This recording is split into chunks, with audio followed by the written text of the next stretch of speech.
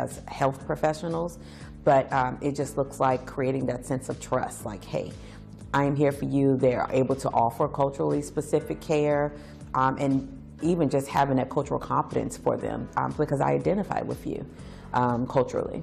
Program Director Robin Little explains that for many, mental health remains one of the hardest conversations to start. In the Black community, there's always been this, I don't want to really use the word stigma, but it's been like a taboo, hush hush, nobody, let's don't talk about mental health in the Black community.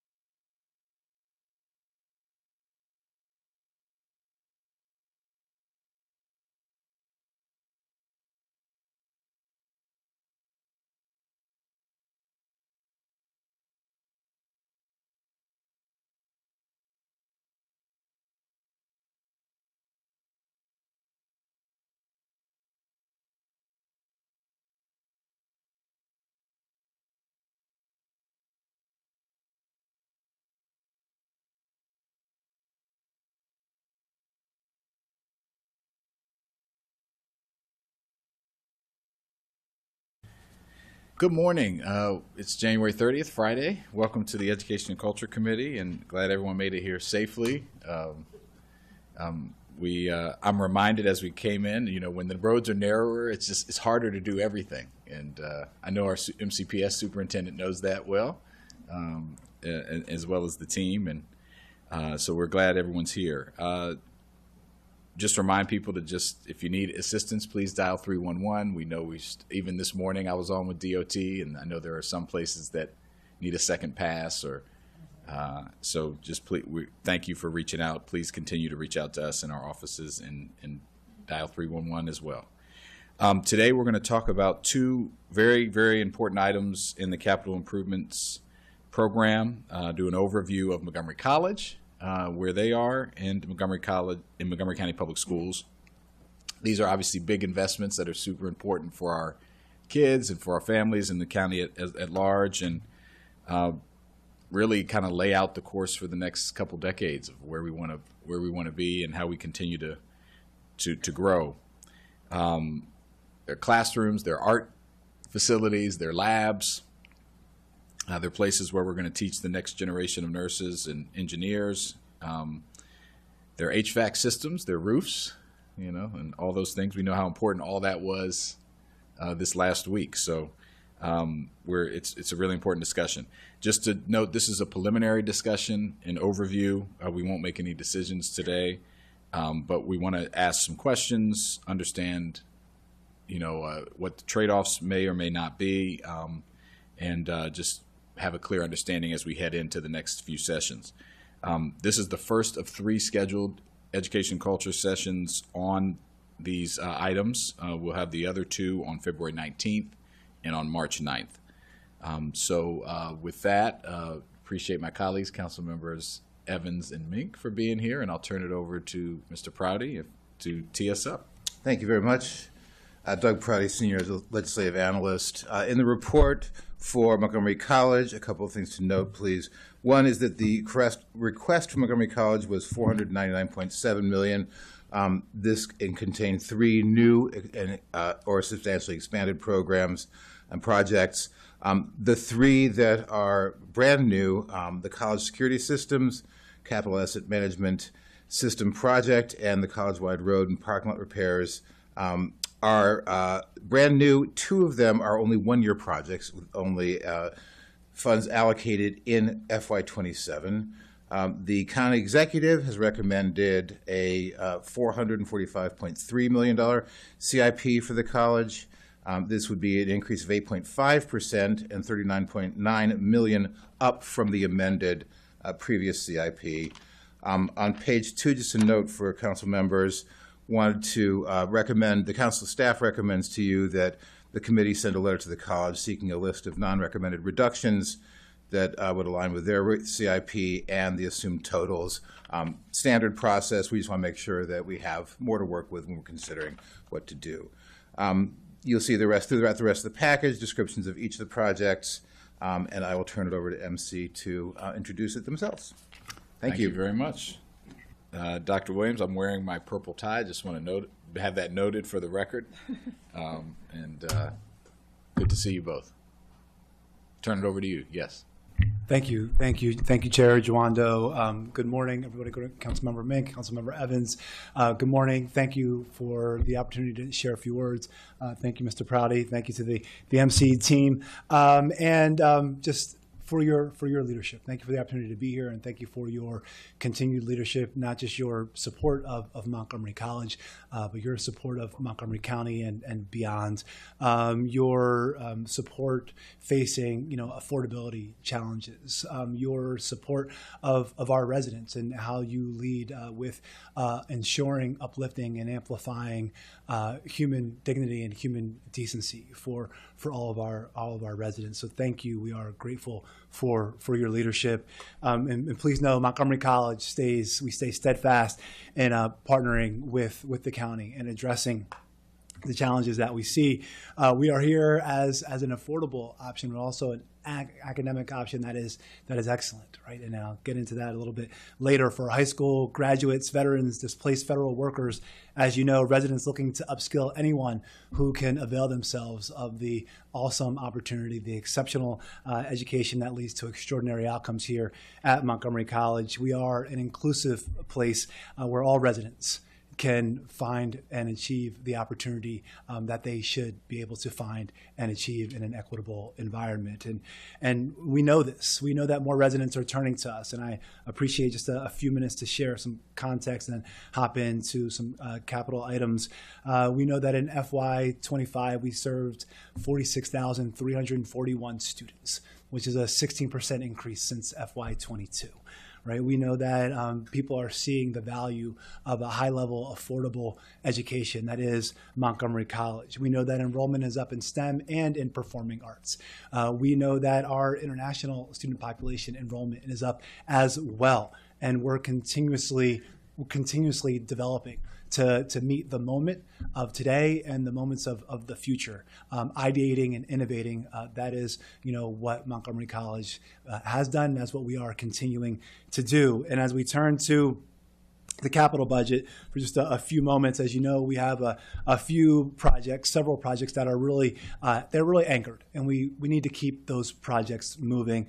The Rockville Campus Theater Arts renovation, the Rockville Library renovation, the Germantown Student Services Center, deferred maintenance projects, information technology, and the East County campus. And let me just expound upon that really quickly. We had the wonderful opportunity to update the committee in the fall. Thank you for that opportunity.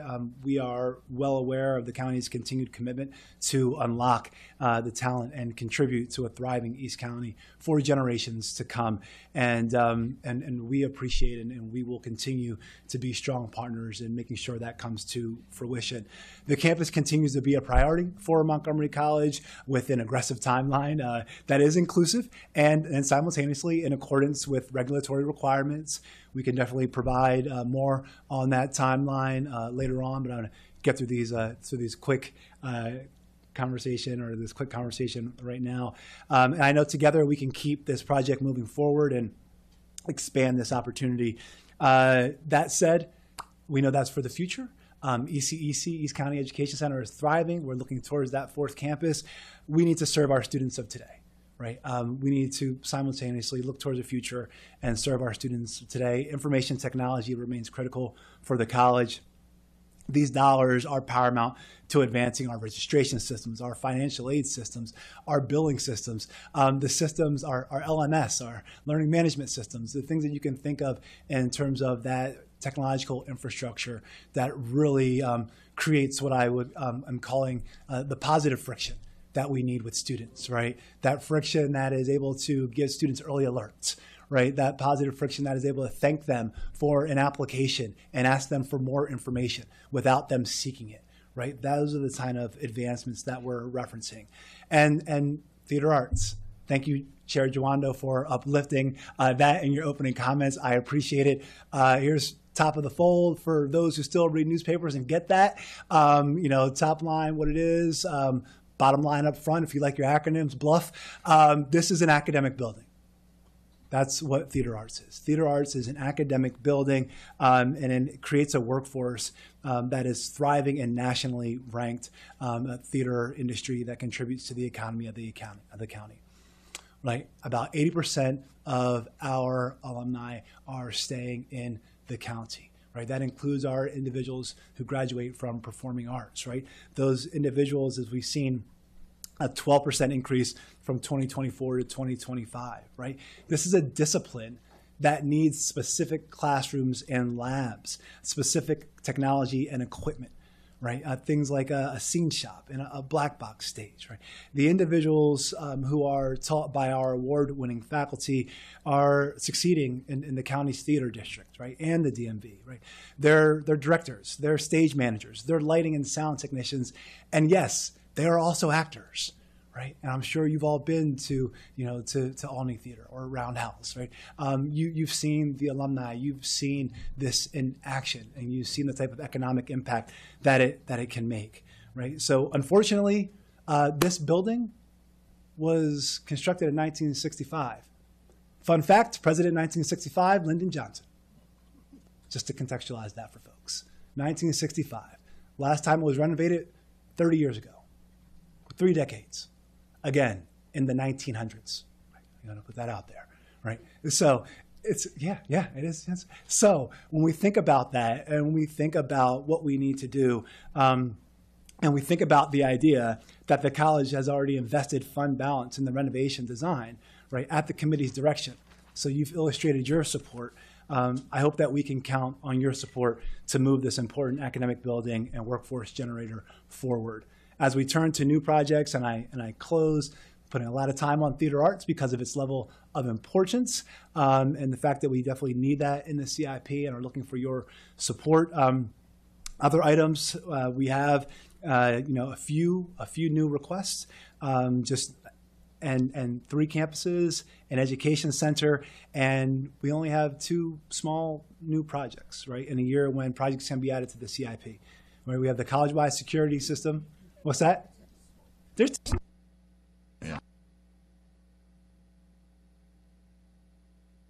Your mic went off. I think I did it by accident. Oh, sorry. All right, I'm picking up what you're laying down. I'll close out.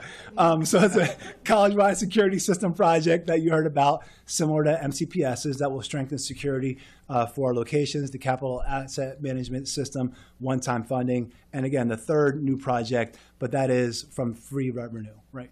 And that will really update our roads and our parking lots. So just in closing, last few moments, we remain the county's fiscal partner.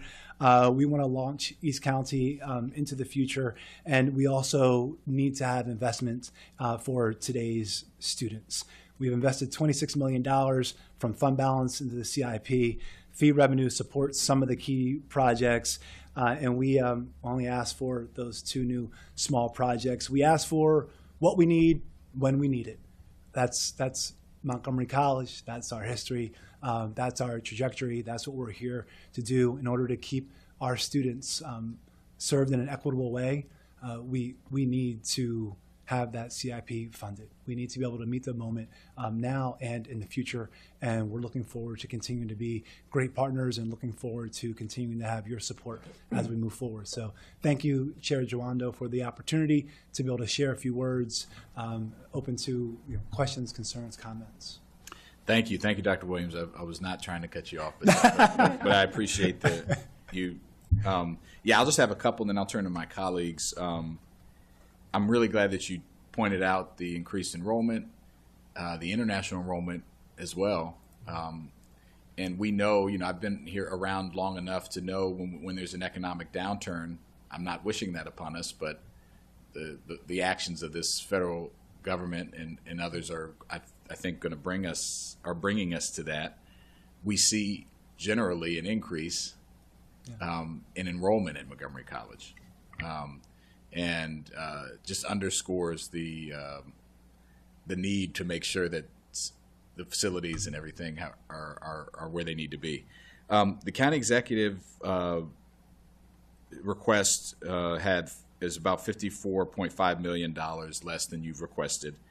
That comes from not recommending the capital asset management system at $1 million, and then the road, the parking lot repairs, and then doesn't recommend full funding the college-wide security systems, but shifts it from GO bonds to current revenue. Could you just talk about the implications of we're going to send a letter to you, if my colleagues agree, asking for non-recommended reductions, as we always do, so that we can make all the pieces work. But could you talk a little bit now about your view of what was left out and where you give us a little color about what the need is, or why, any insight into how important those things are, or if you're looking ahead, what you might shift around to meet the affordability if we're not able to do everything that you've requested. Thank you. Thank you for that. I will start and I'll transition over to a team member. As I've mentioned, the importance of our theater arts building. I mean, this is, again, an academic building. It's the only building where these opportunities take place in terms of preparing the individuals. So having that in the CIP really prevents us from providing the equitable education and training for those individuals. When we think about technology, we're thinking about, moving from legacy systems that, again, are creating negative friction and are creating more barriers and challenges for our students and the residents who we seek to serve, and our faculty and staff to equitably support them, to transitioning to more appropriate, more equitable forms of technology that are going to decrease the time to degree, right, and decrease the amount of money our students are paying, right? So I think about, innovations like our 2-year schedule that requires technology, right? A 2-year schedule that is scheduled to launch in FY27, where a student will be able to look and see, these are my academic requirements for 2 years. I can map that out, right? That doesn't happen, on the back of a napkin, right? The technological infrastructure to do that is immense. When I think about, just kind of a culture of care and MC cares and with advising and counseling and how that happens and how we communicate effectively as the groups that support individual students, we need technology to be able to share appropriately and safely that information. And speaking of safely, talk about PII and talk about all the breaches that we are defending every single day. So when we think about, potentially not funding technology, that's kind of the color around it. That's the context. Mr. Collette? So thank you. I would just continue to elaborate by saying I'm recognizing that the county has difficult decisions to take. To address the question, what are the impacts? The increases sought in the technology funding has really been, over the last 3 years, an effort to get us up to speed, because there's been no increased investment in the technology at the college. And so it's an effort to get us to continue to move forward. What Dr. Williams alluded to is, as we seek to modernize our student information system, moving it from on-prem into the cloud, it's not just about modernizing the system, it's really contributing to how we drive a different student and faculty and staff experience by simplifying processes, by engaging in ways in which we do outside of school and work. Why should it be more difficult, harder, and dumber when you come to the college to use technology more seamlessly and efficiently? How can we continue to modernize the classroom experiences for students and faculty, and certainly continue to maintain the kinds of security postures that we need to? Weeks like this remind us around the impact and implications of weather. The reality is we have parking surfaces and roads and areas that are in need of attention. We seek to address that in a 1-year investment in using those fees, and think that's an important strategy to undertake. And in addition to the theater arts building being just really old, it's really fundamentally about the systems. You heard Dr. Williams speak to it being an instructional space. But we need to understand that the important systems in there, when we look at the Facilities Condition Index, sort of an industry standard, looking at replacement over renovation over replacement, we can see that this building, having been built in '66, 29 years later before it experienced any significant improvements, by 2031, it is not going to be really useful and usable. And so the actions now that moves the theater arts building outside of the CIP, because it pushes it out, means that we don't have an opportunity to come back to seek an addition until 2 years out. Meanwhile, the major systems, roof, HVAC, all of the principal systems are not, they're the end of life. Their indices are that high. And so it's clearly not a vanity project. It's not one of our sparkling buildings. And in order to make it ADA accessible and strengthen those pieces, having gone through a significant ADA study, we really do need to keep that on track. So impacts are, we'll get more duct tape and bubble gum and continue to make things work, but we're pushing the can down at a time when we really need to be planning for and scheduling these improvements. And lastly, I would say that we also want to avoid a context where we're pitting communities against each other. It'll be very easy to see investment in East County as coming ultimately at the expense of this project, this campus, and other campuses, something we must not have. Because at the end of the day, the net impacts here of all of these is to continue to grow, expand access to the institution, and to grow enrollment, and to serve the community. And so the pushing it out of CIP, we think, is a really big impact. I appreciate that. Thank you for that context. And I think all of us have been in that theater arts buildings, and specifically quite a bit. It's well used by the community. It's well used by you. And it's a good point.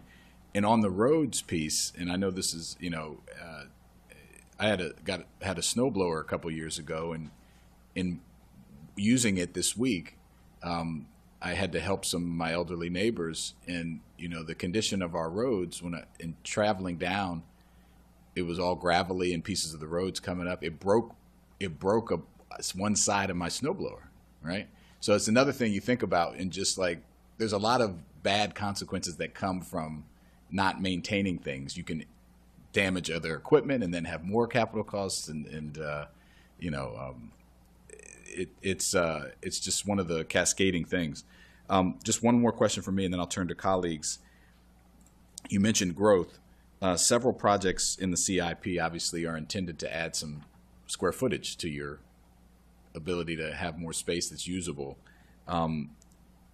What, if any, anticipated operating budget impacts are you going to factor in based on that, assuming that this additional square footage comes? So you must be hearing from our facilities team. So I think part of it, we've held costs. One of the things we're certainly looking at is looking at new ways to service our buildings. So across each of our campuses, facilities teams, whether it's in the operations and maintenance side, building services, we'll continue to look at the ratio of square footage to individual needs for maintenance across each of those areas.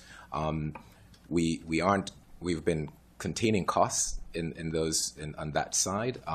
Certainly when we get to the East County, that's a very different calculus. Sure. But so as of right now, we haven't provided a companion request for increases yet. We've held the line. When we get to the operating side, we bring forward no new requests for new positions as a way of us doing some work to manage in that area. All right, that's. I think that's just important context, and I appreciate that. As much of as your facilities team doesn't like that answer, I'm sure, but I appreciate knowing it. I'll turn to colleagues. Do you have questions? Anybody? Comments or questions? Yeah, Councilmember Evans. Good to see you all. Appreciate the presentation. We did have information, and your comments really highlighted some of the things that I wanted to dive a little bit deeper into. But you did mention the Rockville campus theater arts renovation. I appreciated that you called it an academic building. I think when people hear theater arts, something else comes to mind, but it's an academic space where our students are able to hone their craft, right? And I think very highly of Montgomery College. It's very highly ranked in the country, and I just want our community to continue to hear and know the things that are happening there. So the information technology projects piece was very important, and you said this is just a one-time funding, right? Is it $1 million? The technology that you talked about that needed? No, it's the roads piece that was the one-time funding. Oh, okay. I got that mixed up. Okay, I wrote down information technology projects, security system. The security system is a one-time funding, yes. Right? Okay. Oh, I'm sorry. The security project is actually over the 6 year, so it's $250,000 per year. Okay. 250. Okay. I don't know how I mixed that up. Okay, very good. But just more so, just wanted to highlight. I heard you say that you've not really come forward to ask for a lot from in the area of the CIP from the county, and so the things that you are bringing up are really important. And this is a really tough budget season, but the work that's happening needs to continue to happen. And I'll be definitely taking some of these things into consideration as we're moving along and continuing to have the conversations. Thank you, Councilmember Evans. Councilmember Mick? We've talked about some of these projects for, this is not the first time that we've talked about them, and I think we found these conversations compelling previously. We have seen, to your point, that Montgomery College asked for what it needs, and I certainly have seen that and watched that unfolding this year. Obviously, we know that the budgets are tight, but that's also why we appreciate the thought and care that you put into giving us a relatively tailored ask. You noted that about 80% of alumni stay in the county. This is tangential, but I thought that was a great statistic, and I just was curious on how you get that data. Absolutely, and I thank you for the opportunity to open the door. I would also like to share, as I have, that Montgomery College contributes $1.4 billion to the economy every year, and I share that in the context, Councilmember Mink, because that is the same report. So it's our economic impact report. It's done through Lightcast. So there is a group called MC and Burning Glass combined to be Lightcast now, and every few years we do an economic impact report, and that is within that report, and we'd be more than happy to furnish that report. I'm wondering how much that's broken down. Can you break that down to see what their different degrees are, what fields they're working in, that kind of thing? To a certain extent, that kind of gets into MLDS and our partnership with the state, which we're working on through legislation and through other means. But there are certain ways and certain things we can do. In totality, we're working towards it, but we do have certain breakdowns to be provided. Great. Yeah, I'm just thinking that it's a really compelling and important point. That's the kind of data that we want to be able to track from, kids who are coming up through MCPS. Like, where are they landing in our community? We're all in the environment of working towards that data. But it's great to hear that statistic and that. Great piece of information. That's what we want, of course, and we want to know that we have the jobs for them.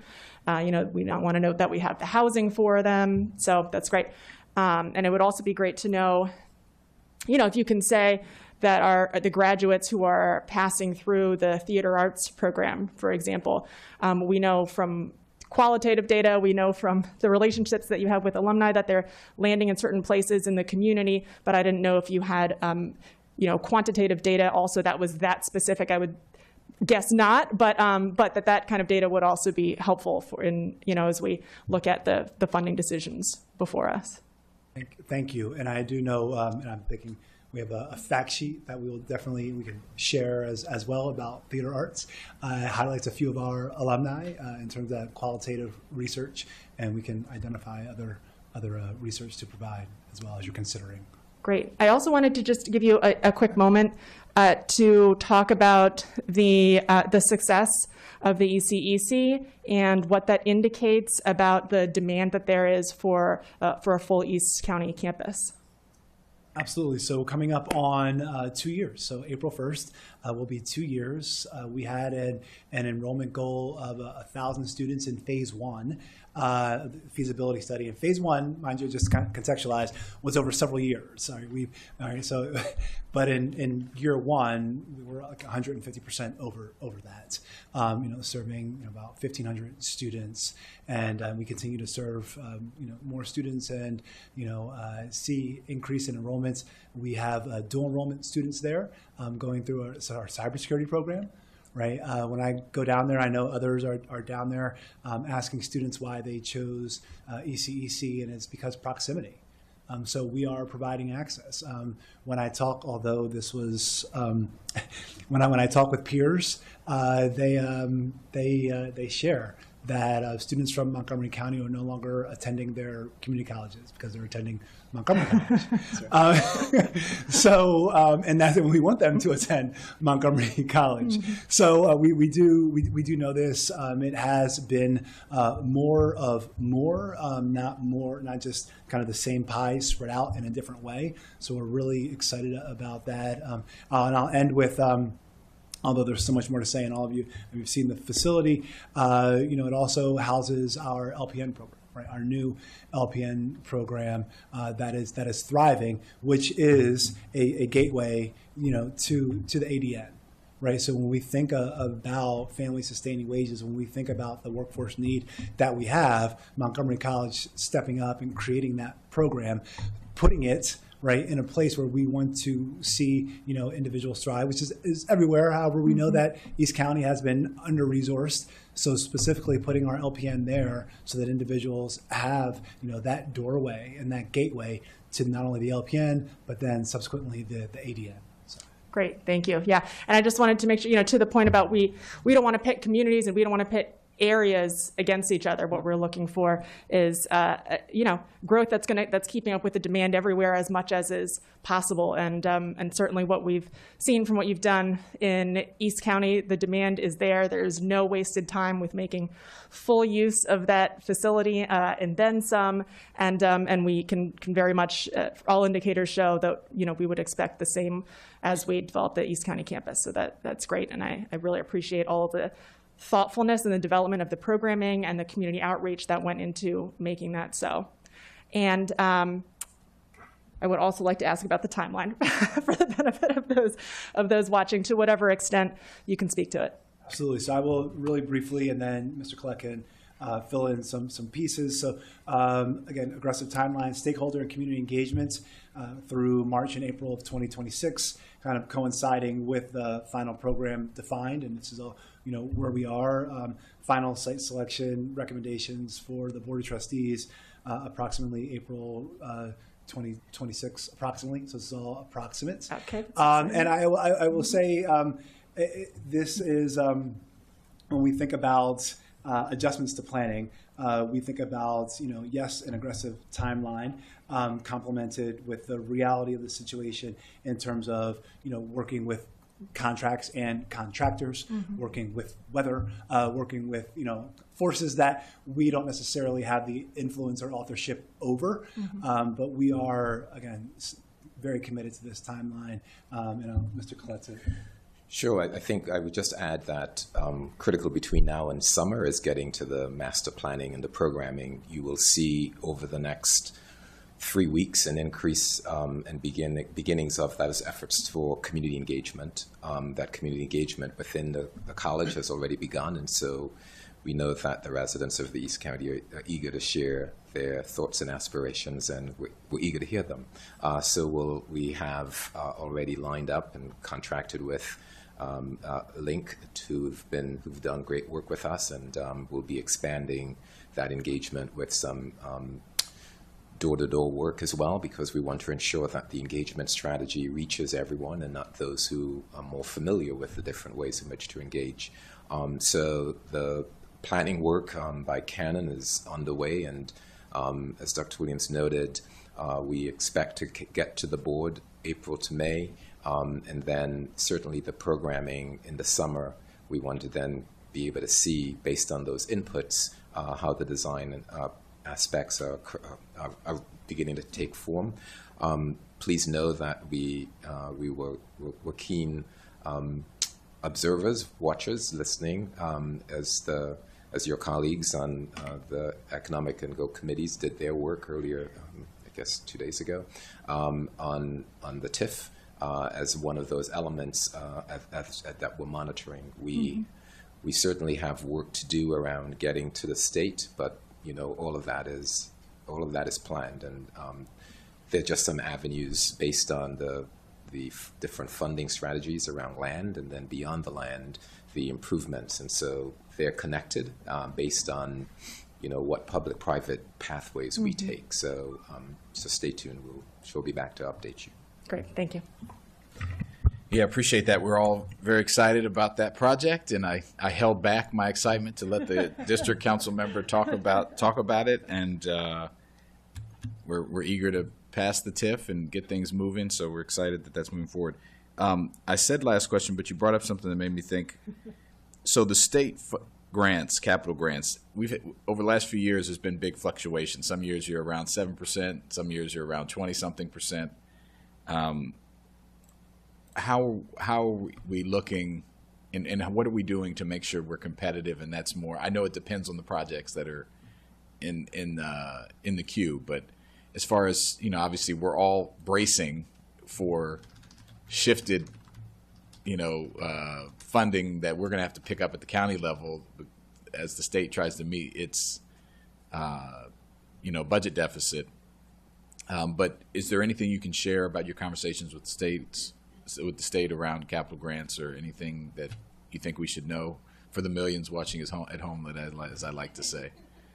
If not, it's okay, but I just wanted to know if there's anything on that front. So just want to, capital grants, so I'm going to let me briefly respond, and if I'm off track, please redirect. So we have a mechanism. So the Maryland Association of Community College Presidents, MAC, of community colleges, excuse me, and then there's the presidents. There's a formula that was created by which we decide which capital projects to put forward, right? And being one of the largest, we actually get two in that equation. And throughout the years, the state will decide, what size the pot is that it wants to provide for the capital projects that we've put forward as in kind of an agreed upon slate, essentially. So when we're lobbying and advocating in Annapolis as Maryland's community colleges, it's done with that it's done with that level of kind of complexity and unison. So right now that the budget is out, I know that we will be one of the things on our list, and there are several items on the list, is advocating for our major capital projects that are in there, right? Like we're advocating for theater arts, right? That'll be a huge component for us. So that's kind of how it shapes out. Some years, there's more money. Some years there's less money. But I'm not sure if I specifically answered the question. No, you answered it. I mean, okay. you have your agreed upon formulas. You go as a team. You advocate Yes. for your projects. I know in some years you're on defense, trying to not have cuts. I just want to know if you heard anything, what your response to the governor's budget, and how you all are going to approach your advocacy in Annapolis. But I think you've answered that. Strong advocacy, theater arts, very much meeting with folks, testifying at the major committees where those conversations are being held and those decisions are being put forward, and obviously engaging individuals outside, but definitely aggressively. And I think we should have a little more alignment. Obviously, our delegation knows to advocate for you, but Yes. hopefully we can also send our engagement so let us know when you're going to be up there so that we can either send a letter in support, which would be nice to do, I think, in addition to we're going to send 2 letters to you with my colleagues' permission. 1 in support for your state efforts, but 2 to ask you to come back with some non-recommended reductions based on the county executive's CIP. Yeah, And we're going to send you both, but I know you don't want it the second one. No, but I do want to say I will uplift and thank you, Chair Jawando, for actually putting theater arts on the list of the county's priorities that was sent to the state. So that is helpful. Right. And we will engage in. You can use the full force of that in Annapolis, whatever that's worth. Yeah. We will look to re-up and re-engage, and any support that you can provide is very beneficial. Thank you. Awesome. Any more questions? All right. Well, thank you all very much. Thank you. Good to see you. Thank you. And we will be in touch. We'll see you back in a couple of weeks. Thank you, Chair Dewando. Thank you, Councilmember Mink. Thank you, Councilmember Evans. Have a great day. All right. Turn to our MCPS partners. Come on down.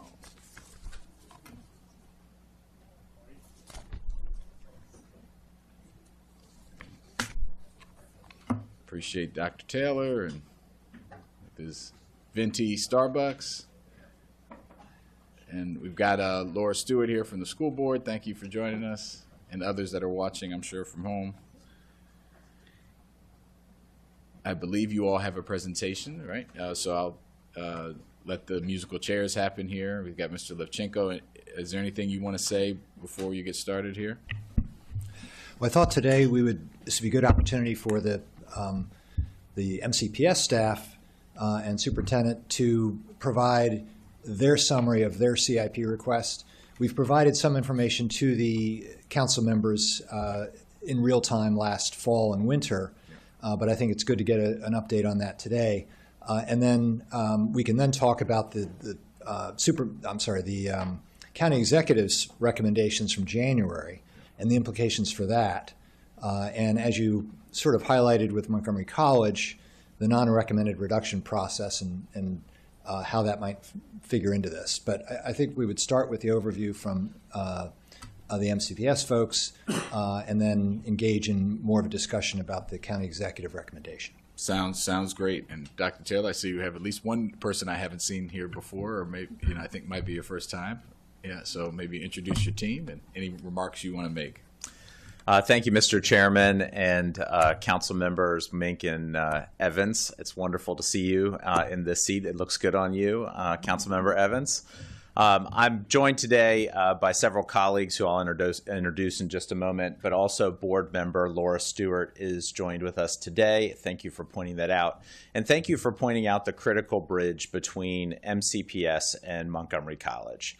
I just want to take a second before we get into the details of our presentation to elevate the needs at Montgomery College and to thank President Williams for his work, because we do share a lot of facilities with Montgomery College. They're very generous with their space and their time.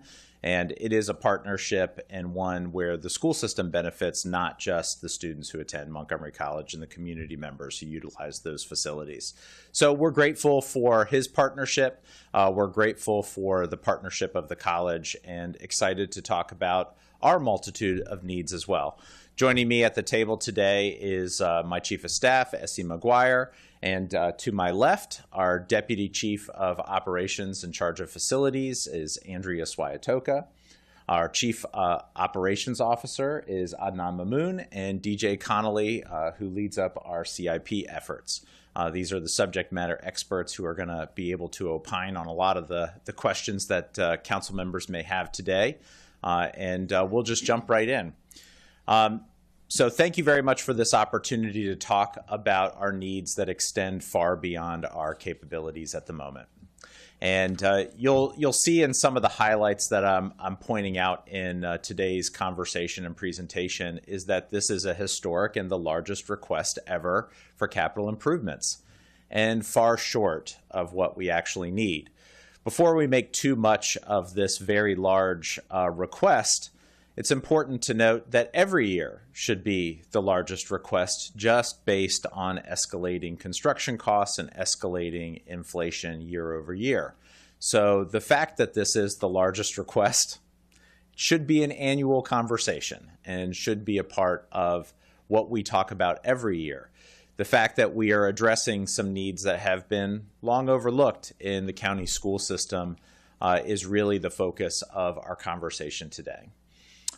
As much as we can, taking a look back at the last several decades of change and of needs that the school system needs to address moving forward, we know that this problem that we're in right now with our facilities wasn't created in a year, it wasn't created in 5 years, it wasn't even created in 2 decades. It's going to take us a really long time for us to come out of this, and it's going to take a lot of deliberative planning and a lot of discipline for us to move forward and to get to a place of equilibrium. One of the best ways that we know that we can do this is by having a framework from which to make decisions, and we're going to highlight that framework today. Another great strategy for us to improve our standing is to stick to some life cycle planning. I chuckled a little bit when President Williams talked about one of his buildings that hasn't been renovated since the 1900s, and I was like, hold on, buddy, wait till you get the list of MCPS buildings that haven't been renovated since the 1900s, and it's more than half. So we have some substantial areas in need of improvement. There are a number of countywide initiatives that we want to elevate, as well as our efforts to create more sustainable facilities. Very excited about some of the things that we have underway, which are not just improvements to our facilities and helping to move some of the climate goals of the county forward, but that will also save us a few bucks as we move into our operating budgets. We did have some non-capital actions that were tied to some bigger conversations about where we're going as a county, and those are going to feature prominently in today's conversation. And speaking of non-capital actions that are tied to our CIP, we have to talk about enrollment. And very different than Montgomery College, our enrollment is actually declining. But before we get to that decline, it's important to look back at really the last century of MCPS and the last century of Montgomery County. Ours has been a story of growth, and one that has had a couple of really pronounced peaks, very few valleys, and right now we just happen to be going into one of those valleys. I want to draw your attention to a couple of really significant periods of time. In particular, in between 1950 and 1970, in just a 20-year period of time, the school system tripled its inventory and almost quadrupled its inventory in just a 20-year period of time, growing 155 schools in 20 years. Now, of course, we were building our schools a lot smaller back then, and they looked a little bit different, and they certainly didn't have a lot of the sustainability qualities that we look for today, or some of the technology things that we look for today. Many of them were even constructed with parts of the building without air conditioning, and some of those buildings are still in use today. But we also took a pretty sharp turn in the early 1970s. We had the baby boom, and then we had the baby bust. And MCPS enrollment dropped sharply, and we had to do a rapid period of consolidation to account for a really significant drop in student population. Ever since then, we've been growing. And in the working memory of most of our county, this is what we know, is that we have been a county of growth. So it is very unfamiliar for us to see this. Where we had peaked our enrollment right before the pandemic in 2019. And then we start to see a pretty significant decline in enrollment. Now, we had hopeful moments where we thought that we might bounce back, or that we might see some areas of growth, but those were never fully realized. And candidly, when we were preparing our fiscal 26 budget, we even projected a small growth in our fiscal 26 planning. Well, looking back with the benefit of hindsight, we know that there were troubling signs that we needed to pay closer attention to, and that the arrows were really pointing in a very different direction. Some of this was very predictable. Some of this was tied to some live birth rate changes in the county and in the state and in the region. And this is a little bit of a national phenomenon that's going on. Within just a couple of decades, the majority of the United States will be over the age of 50 for the first time ever, which will create a very different economic dynamic than what we're used to. And that is within predictability.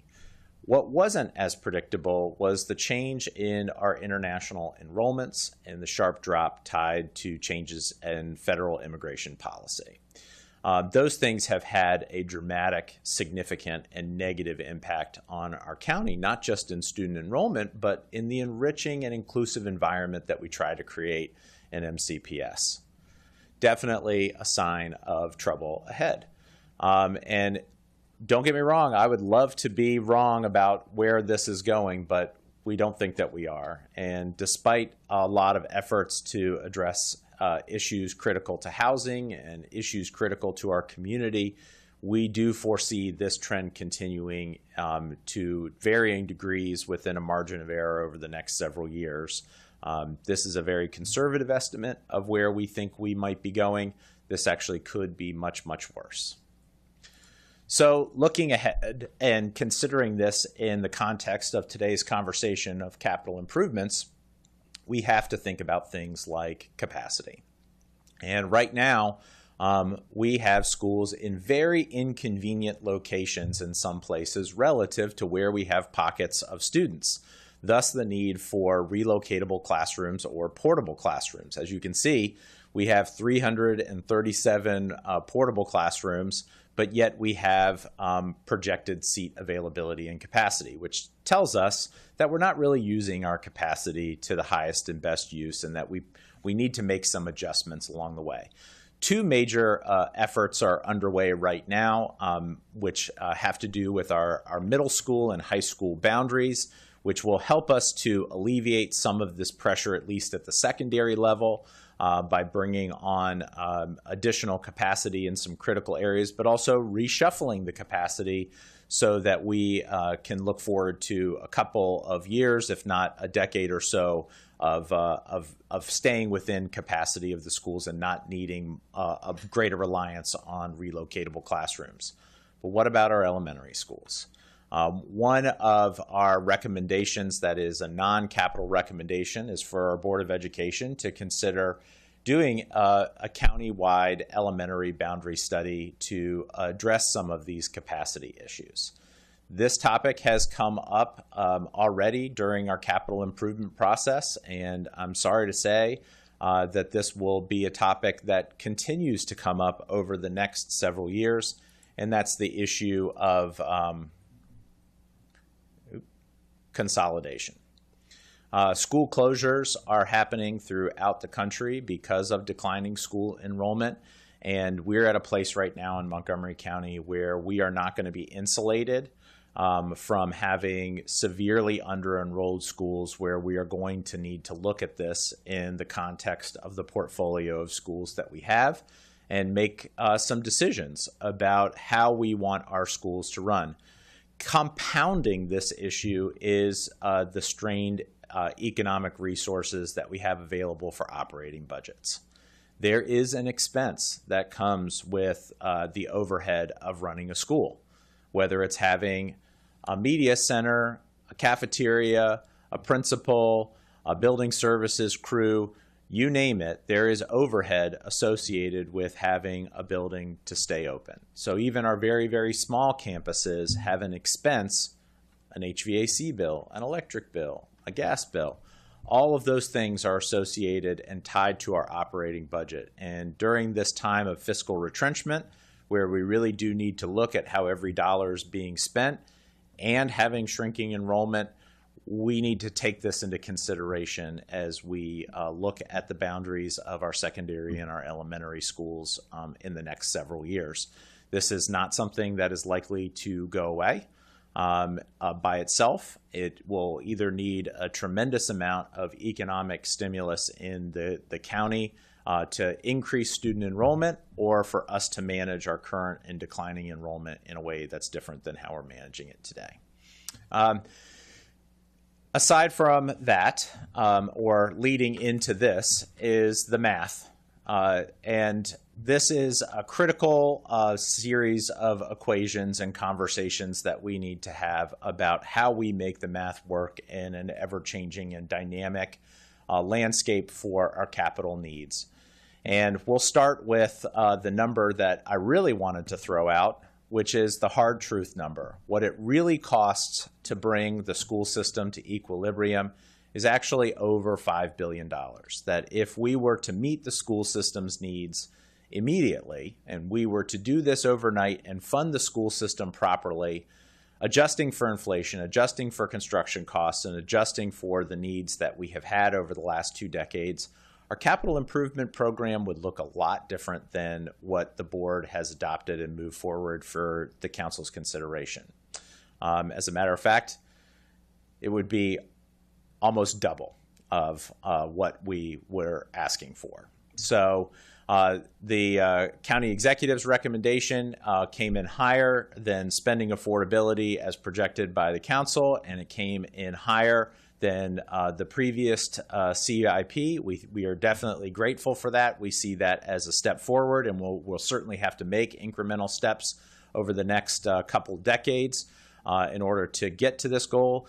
It's important to note that this is in today's dollars, not in tomorrow's dollars, that this dollar figure will change every year, and it will go one direction unless there is a dramatic and swift change in construction costs. I don't anticipate that being the reality. Or if there is deflation, not inflation, I don't expect that to be the reality. This number will continue to grow every time that we come back before the council. The Board of Education did temper a lot of my recommendation and did temper my request, and brings to you a $2.78 billion request which is still very different than what the county executive has brought forward in his budget. So we'll talk a little bit about that. I'm not the only one who's concerned about costs. A Montgomery County native who is our sitting comptroller for the state of Maryland, Brooke Learman, also is concerned about construction costs. And the good news story for us is that according to Brooke Learman, that 80% of all Maryland schools need repairs and are functionally unreliable. Good news. It's not 80% in Montgomery County. It's only 75% that are functionally unreliable and have significant need for repairs. You need to look no further than your council member email inbox or in the news that we've experienced this year to see some of the issues that we've been dealing with. The queue for addressing some of these needs is exhaustively very long and not likely to be fixed without a significant infusion by cash. One of the more significant issues that is driving up some of this gap is the change in cost for construction and the change in cost of capital. The cost to borrow and the cost to actually perform the construction has changed dramatically. And truth be told, we presented this number in October. This number has changed even since we presented this initially in October. We do not have an up-to-date percentage of how much construction costs have increased, but we anticipate them to go up another 25% within the next 18 months, largely due to two factors. The federal administration strikes again with tariffs that have influenced significantly construction materials and have constricted the labor force for construction in Montgomery County and in the country. Those things are going to continue to drive up construction costs and make our situation worse, not better. Are you going to address, you don't have to do it now, but you can wait till the end, but I just want to flag it here. We can't control that, but we can control how we build schools, what materials we use, how big they are, and obviously you got the right people here to talk about that. So I just want to make sure that comes up in this conversation at some point. Absolutely, we can certainly do that. Thank you. A nod to our friends at Montgomery College. 2/3 of our schools are 25 or more years old and in need of renovation, replacement, or some kind of renewal. If you're wondering how long things last, which is critically important, and one of the strategies that will help put us back on track is if we actually follow the useful life of an asset. Everything from painting to flooring to HVACs all have a useful life, and they don't last forever. When we construct a building, things start to fail over time. And it's critical that we plan for the replacement of an asset as soon as we establish that asset. So, for example, right now we have a couple of schools under construction. The replacement to Burtonsville Elementary School is a great example because we all got to celebrate a wonderful groundbreaking at that site, and that school is coming along famously. But as soon as we cut the ribbon on that school, we need to start thinking about its replacement 70 years from now. And we need to start planning for the systems that need to be replaced in a 10-year time horizon, a 15-year time horizon, a 20-year time horizon. As soon as we kick on that HVAC system for the first time, we need to be thinking about 20 years from now when we need to be replacing that HVAC system. And those are the things that are going to be critical to our conversation moving forward. So just as a baseline, buildings, much like some of the assets within those buildings, do have a time limit and do need to be considered for either renovation, renewal, or replacement. I could say that we stretch all of these pretty significantly. We tend to get a lot out of our buildings and MCPS, and there are both good and bad examples of how we have leveraged a longer time horizon for some of our buildings and found ways to repurpose the old and make them new. And certainly those need to be part of the conversation and a part of the consideration. Something that we have fallen, that has fallen by the wayside is in an effort to chase growth, which is what our strategy has been for the last couple decades. We have actually missed out on keeping up with our existing portfolio. And really what this is representative of is a need to shift our strategy. And this is not a condemnation on any decisions that were made in the past. I think people did the best they could with the resources that they had. But now we just need to shift our strategy to one where we're addressing more of our portfolio and trying to keep more of our needed facilities up and running. So with that, I just want to run through a couple of quick needs and a couple of replacement updates that we really do need to be thinking about on an annual basis, and talk through some of that quick math. So, you know, if you have 137 elementary schools like we do in MCPS, you need to be thinking about how frequently you're replacing those schools or scheduling the replacement of those schools. And so what we should be looking at is 6 school projects a year, just dividing the portfolio by the number of schools that we have in the years that you would need to make some of those replacements. You should be doing a renovation, a renewal, and replacement projects pretty much on an annual basis. Right now, we do not. There are currently 2 replacements that are active in the CIP that is already been approved and underway right now. We really need to have 6 elementary school projects in every CIP. So that's effectively a project a year. For middle schools, it's not much different. If you take our portfolio of 40 middle schools, we should be having at least 2 middle school projects in every CIP for the foreseeable future, just to maintain the existing portfolio of what we have today. Currently, there are none.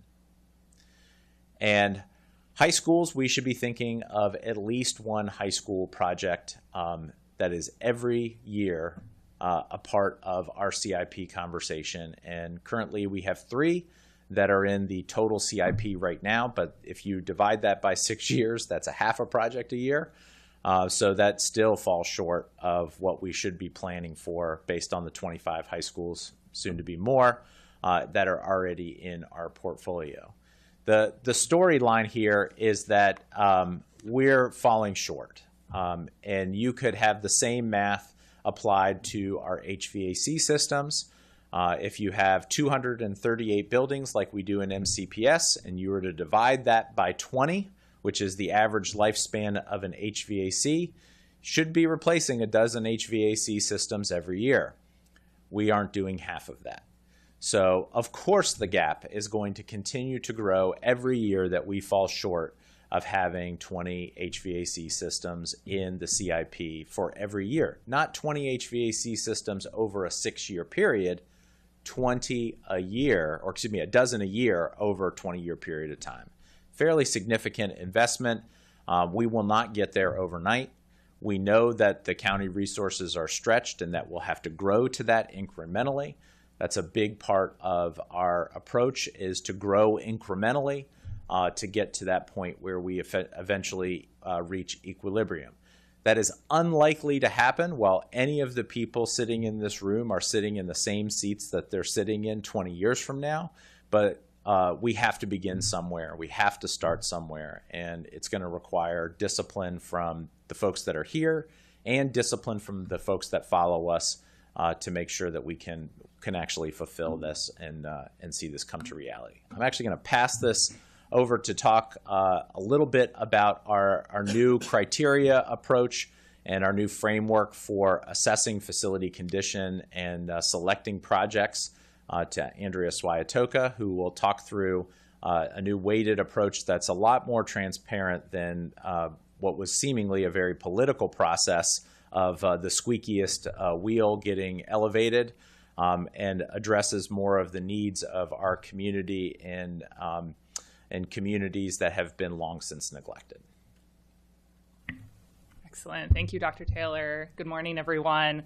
I want to take us through the process that we used this year to develop, and this is specific to the major capital projects, both for the elementary and the secondary level. And we started this process in the summer, and we actually shared this criteria in our August board meeting. So well before we even released the CIP, to let the community know in advance, this is how we are approaching the major capital this year. We didn't just come out and launch it. We shared more data in October as well, but we really wanted to be transparent about how we were thinking about it. So the process that we use this time, we have 4 different criteria in here. We have been underway through a third-party assessor called BV. They are doing facility condition assessments. Those are posted online as we go. We started with the initial 52 that we thought were in the worst shape.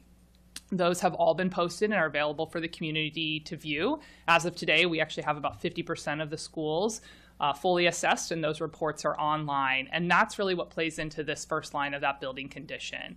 We view that as sort of the biggest impact for us to take into consideration when we think about the CIP criteria. And so we weighted that at 50% across these 4 criteria. And we will complete the assessments. Many are underway and reports are being finalized, but that will all be completed by the end of this academic year. The next criteria we looked at was educational adequacy, and that was broken down into 3 different sections. We looked at making sure that our classrooms have access to daylight, and that's really like the core learning spaces, and we gave that a breakdown and a scoring point. We also looked at the indoor air quality. This is a really important topic for many of our staff and our parents and our teachers. And we gave that a score as well. And then we looked at classroom size to make sure that they fall within the educational specification requirement. The next category we looked at is enhanced student needs, looking at diversity and our farms data and ensuring that we are taking into equity as part of all of this. And then utilization, meaning that building utilization. Is it overutilized? Is it underutilized? And you can see the weights and percentages there. This is the website that I talked about, where we are posting online for everyone to see the facility condition. And within there, in that first page, we have both the full report and a summary report available for people to view. It gives each facility a FCI number, that facility condition index, and it's ranked from 0 to 1, 1 being the worst, 0 being the best. So when we open Burtonsville in August, it should have a 0, right? All new facilities. As it ages over time, it starts to work its way towards that 1. And you can see those numbers on the website as well. We also shared all this information in October with the community, but just really broke it down as an example. We have a whole spreadsheet online for those that are interested in to see it. With the first 52 schools, we will update that with all schools as we finish the FCIs over the course of this year, but just wanted to break it down for people on sort of how it was scored. Eastern Middle School was our highest rankings, or worst condition, which is why we included them in the CIP. And you can see that like their FCI was a 0.6 and that received a score and how that was weighted. And you can see each of the criteria. I won't go into it, but that's available online as well. And then we also showed the overall ranking, and we've highlighted the orange ones. Those are our secondary schools. You know, we weren't comparing across. We did a ranking on all of them, but certainly as we think about the major capital buckets, just because we think of holding spaces are very different for our elementary school than our secondary school. And so we do want to call those out, the white all being the elementary. And we use this, you know, in our CIP, the superintendent's recommendation, as well as the board's request to county executive. You know, Eastern was included, Piney Branch, and we started working our way down based on funding availability and where we had holding space as well. Should we keep going? Okay. So we're going to move through a little bit more information of what is in the board's request that we sent up to the county executive. These are the 5 projects currently in construction. We do not have anything in design. There was no new additional funding needed for these 2. Burtonsville Elementary and Joe and Lelick at Broad Acres are both elementary schools that will open in August of 2026 for us. And then Crown High School, Northwood High School, and Charles Woodward will all open in August of 2027, and that funding remained the same in the request. We do want to specifically call out a few systemics. This is certainly not all of the systemics that are in our request, but really wanted to highlight sort of our top priorities and really wanted to note the increase. Superintendent talked about how we really need to shift away from that capacity and that growth and really focus in on some of our systemics. HVAC being the number one need that we have. I am sure you have felt that as well in your emails.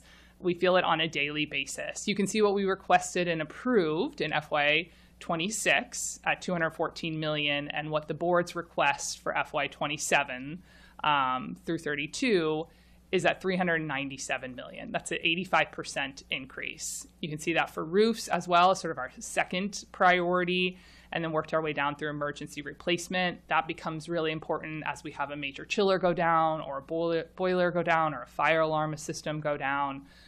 We also have a separate line item for fire safety upgrades, and then planned life cycle asset replacements, or PLARs, it's often referred to. And you can see each of those have an increase, starting with HVAC being one of the highest. Another key part of our CIP this year was really looking at all of our other facilities, not just the school facilities we utilize, but we have bus depots, we have maintenance and operation depots scattered all over. We, quite frankly, have staff all over. You can see that, with Rocking Horse, with Spring Mill, with Concord, really trying to look at every single facility that we have in our portfolio and how do we best utilize that. We also know there's been an ask, quite frankly, for decades for us to vacate the Shady Grove Depot, right, which is our major hub for our buses.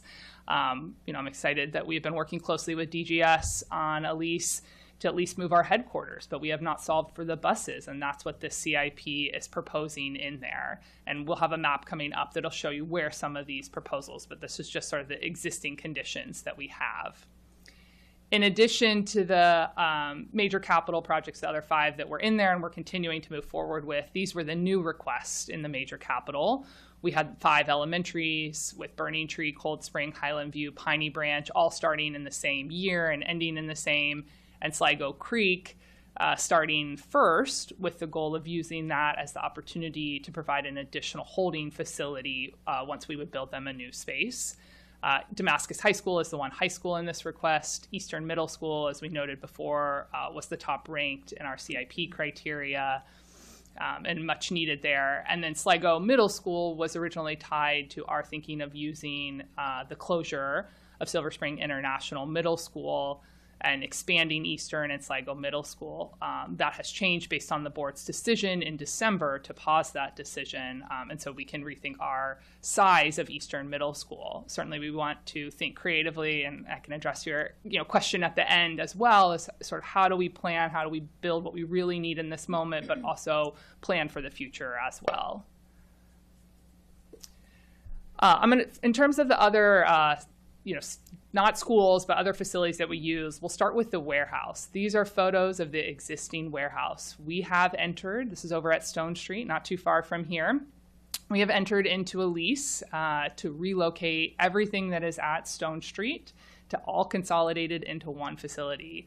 It is amazing what this team runs out of here and that they can operate on a day-to-day basis. We actually had a tour and welcome to the community, come join us back in the fall during the CIP process. These are salvaged materials from World War II era.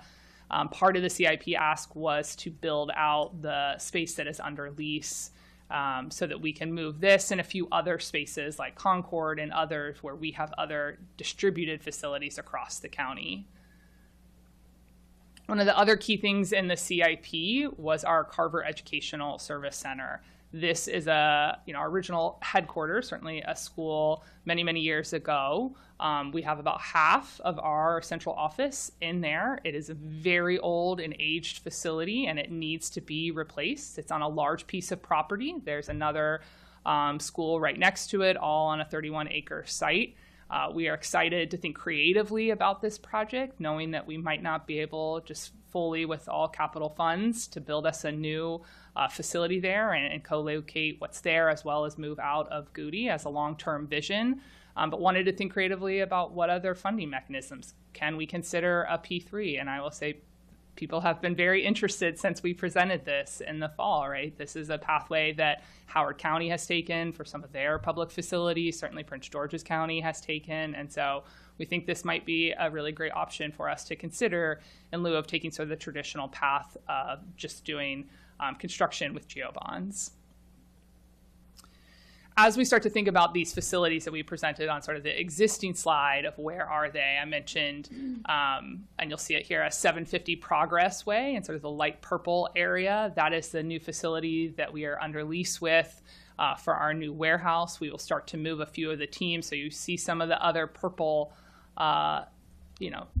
pentagons that fell off, right, from the first slide, Concord and others that will all relocate to the 750. This will increase our efficiency in operations, have a much better facility for us to move in and out on a daily basis as we serve schools all over the county.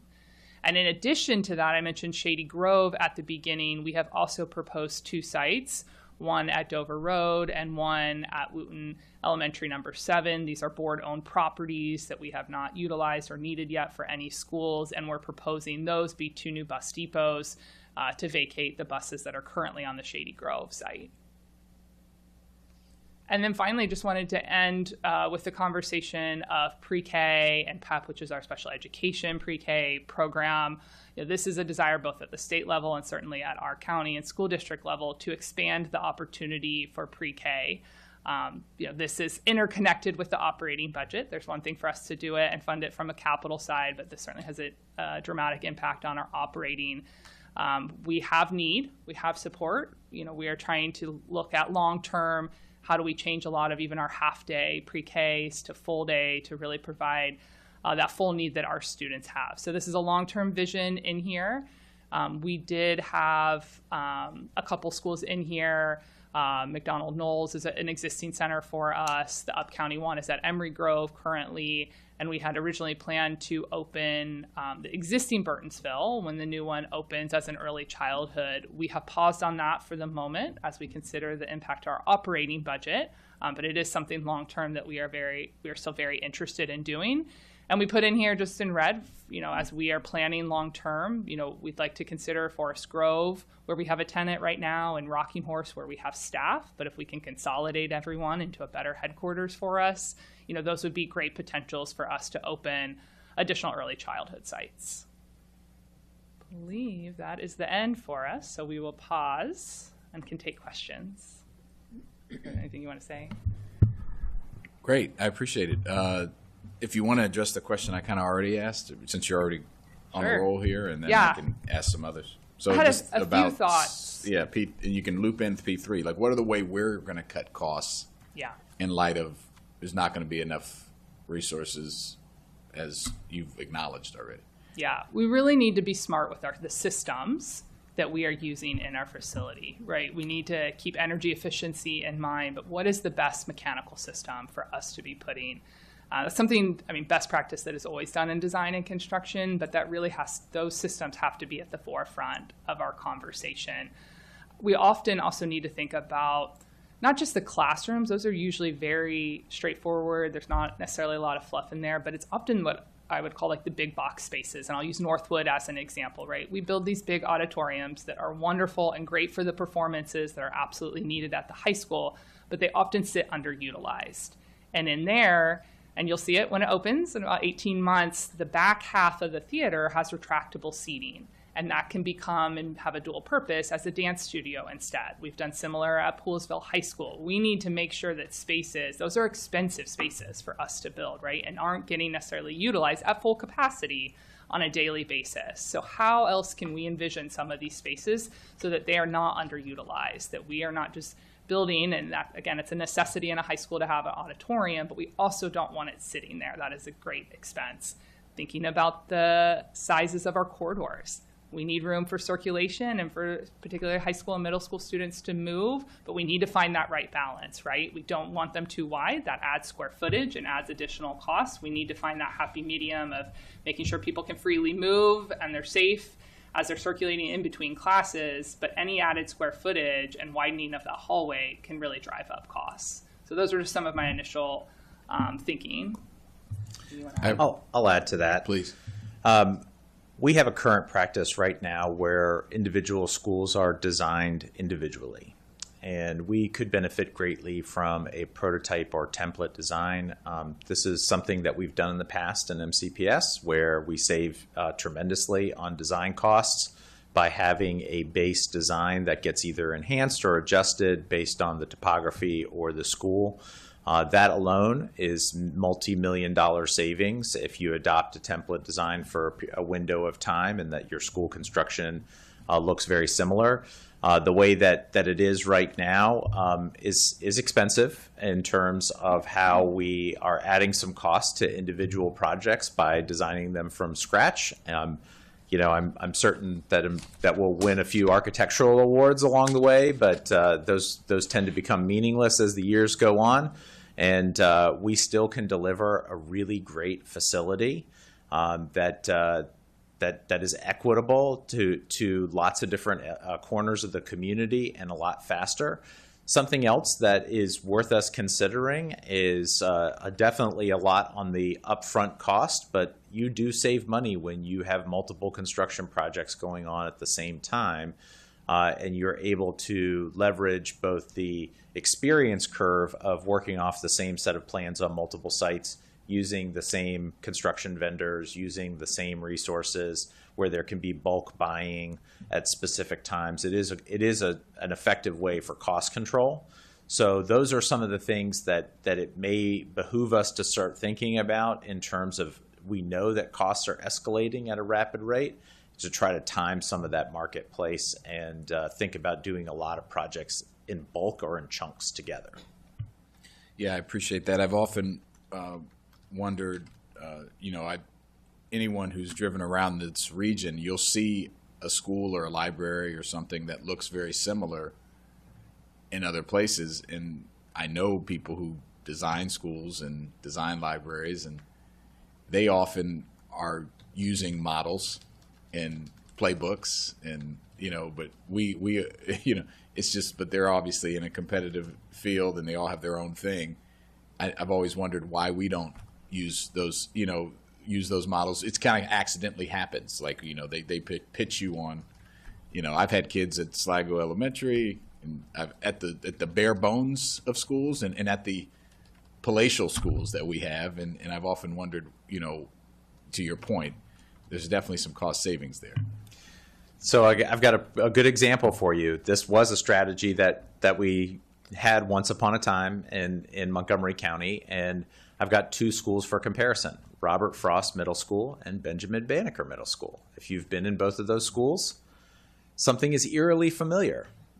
The layout, they are identical, minus one small change. There's an addition to Robert Frost that's not on the Benjamin Banneker property. Interestingly enough, you see in our facility condition index and our weighted score, they are weighted differently because the facility condition at one is different than the other, largely because Robert Frost had an addition and it brought their score down significantly, but also time has worn in one part of the community where it hasn't worn in another part of the community, and that is worth some inspection, and that is worth some conversation as well. These were two identical schools built in the exact same year with the exact same layout, with the exact same need in mind. So I think that there's an approach here that we can look at and endorse that could save us a few dollars, but it is also worth it for us to go back in time and take a look at our project queue, to take a look at our portfolio, to see what we can learn from the past as well. I'm glad you went there. You teed up my next question. So just stick with me, because we've got the rest of the time here, and we'll, for questions. So some of mine are going to be big, some are going to be very specific. So just hang on for the ride here. The framework, which I think is a great framework, and glad we have it on the FCI framework. You mentioned Banneker and Frost, and it's a perfect example of a school built the same way at the same time, and one was allowed to fall into disrepair. And it's not lost on me that that's a school that I was there earlier this year with you, I think, actually for the first week of school, that is primarily African American and kids of color in that school. And we know some of these historical inequities. The farms rate, for example, is 12.5% of the score. And if you could talk a little bit about where you pulled these numbers from, how you made the decisions, what was it based on, and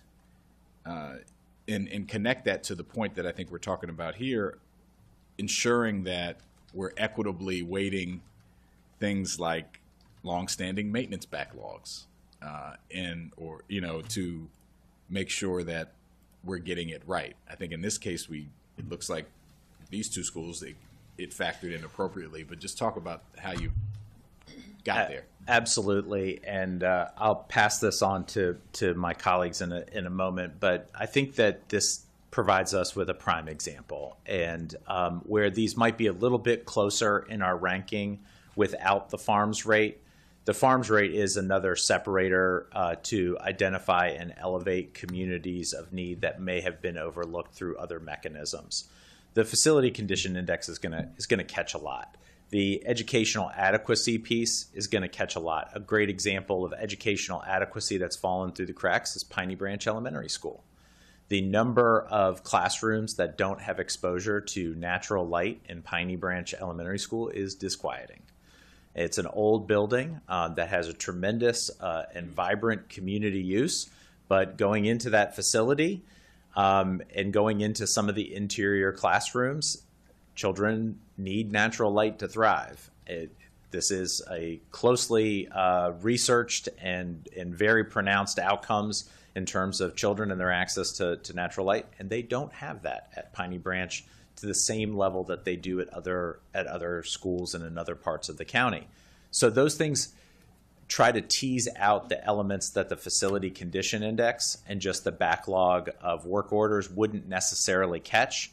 So there are things that can be elevated by having some kind of weighted formula to elevate some of those things that might have been overlooked in another time or in another metric.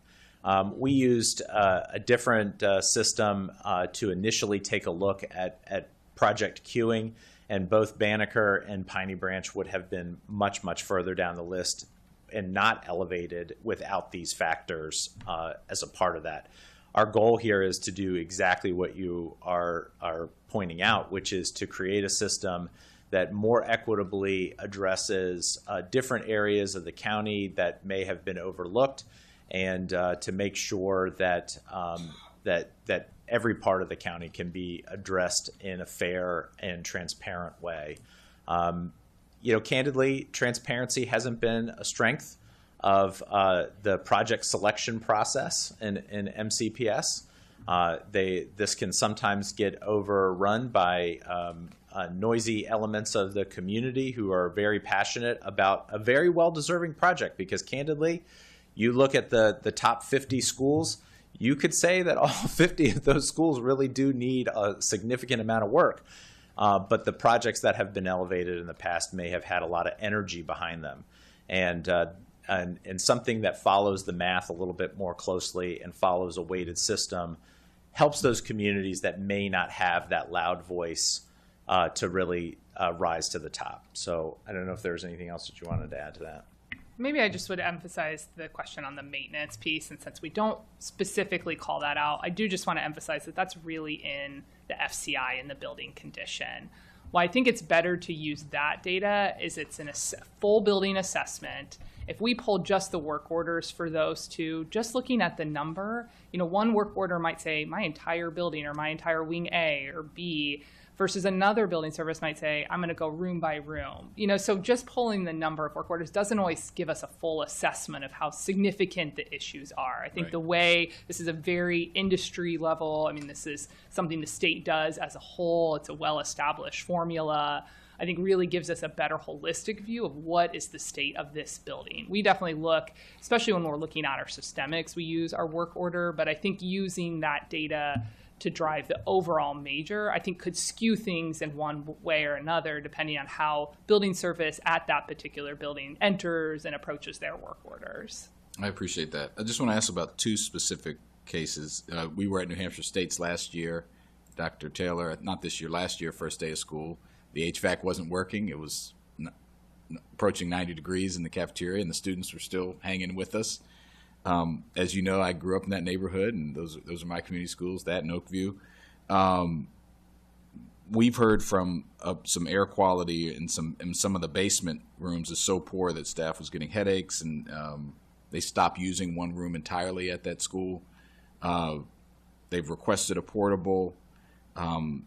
There's reasons that you can articulate about why that it can or cannot happen. But what's being done to address issues like that specifically at NHE, but also other places where we know we're not going to have enough to move to the full school, but how we're going to address urgent needs like that? So the sad reality is that problem is not going away anytime soon, and that this will be several years of us combating indoor air quality, mold, and HVAC systems until we make significant traction on the replacement and repair of our HVAC systems through the CIP process. So there has been progress at New Hampshire Estates, as an example, because there was work that was in the queue, and that work is ongoing, and I think that we're going to be happy with some of the outcomes that are tied to that, and it will eventually actually drop their facility condition index score because their environment will improve significantly in a short period of time. But there's a long queue of schools that are in a situation not dissimilar to New Hampshire Estates, or many of our other schools that we've had to flag for mold remediation, which is very expensive and very challenging. We have to do it. We're happy to do it. But the reality is that the upfront cost of just fixing the system when we were supposed to would have been much better. And here's the even more difficult and more challenging part of that is that if we had the $750 million required to replace the deficient HVAC systems in the county, I'm not sure that we could do that all in a couple of years. And I'm not sure that you would want to do that all in a couple of years, because you would be sticking the county with the same bill 20 years from now. So really scoping out and prioritizing the work to see what you can fix now and what you can Band-Aid over the next several years to kind of space out the work over the next 20 years. This is literally a 20-year conversation that we need to have, right, of how you ensure that there is a steady revenue stream to support HVAC replacement and maintenance year over year over year. I know that in some cases we have HVAC systems that are so old that we actually have to have manufactured 3D printed parts that don't work as well as the original manufactured parts, because the HVAC system that's online is no longer, the company no longer manufactures replacement parts for that system. It is so old. That is endemic of a lot of the issues of our infrastructure, not just even HVAC, but a lot of our infrastructure needs. So planning ahead, this is not what we visualize when we think about Montgomery County or when we think about Montgomery County Public Schools, but it is what we have to start visualizing to address some of these needs and have the realistic look that we're not going to fix everything overnight. I'll close with this one thought to leave you with, because we've kind of minimized it as part of the conversation, but it is going to be essential to our strategy moving forward, is where we have holding schools in the county. Not just for school construction and replacement and renovation, but also for some of these systemic projects. Right now, to replace a high school HVAC system, it could take as long as 2 to 4 years just to replace a high school HVAC system. Now, I want to stress that this is between 4 and 8 months worth of work, but it takes nearly 4 years in some cases. Because students are on because site. Students are on site, and the work needs to be performed in the summer. But if you could move those students to a holding facility for just one semester, you could get multiple years worth of work at a much lower cost and much quicker done with a minimal disruption to their learning environment and get the school back on track and the learning environment preserved and restored much quicker. Presently, right now, we have 0 secondary holding schools in the county. 0. This is a significant choke point for us as a community. It is urgent if we are going to make any headway on the projects that we have ranked prioritized or any of the significant HVAC projects. The same could be said for elementary schools. Rather it taking 2 years to get an elementary school HVAC replaced or a roof replaced or a set of windows replaced, you know, we could knock that out in 6 months versus it taking 2 summers and 2 years and a significant amount of construction issues that we'd have to mitigate in the meantime. I appreciate that. And I'll have just 1.5 more questions, then I'll turn to my colleagues. That's a huge issue where we move kids to move them faster and cheaper. Obviously having the resources and then having a plan over a long period of time. Like you said, even if you had $1 billion right now, you wouldn't want to put it all into the HVAC because you'd set up a $3 billion problem 20 years from now or whatever it would cost. And the other issue is the consolidation issue that you talked about, but alluded to, particularly on the elementary side. And I know the board will have to consider this, I'm assuming this year, because, you know, the birth rates aren't jumping. Fertility is down, costs are up. People have already just naturally stopped having kids, but people are physically not able to have kids the same way. That's like, not just us, but that's a Western issue, right? Africa's the only place where you're having young people in growth, you know.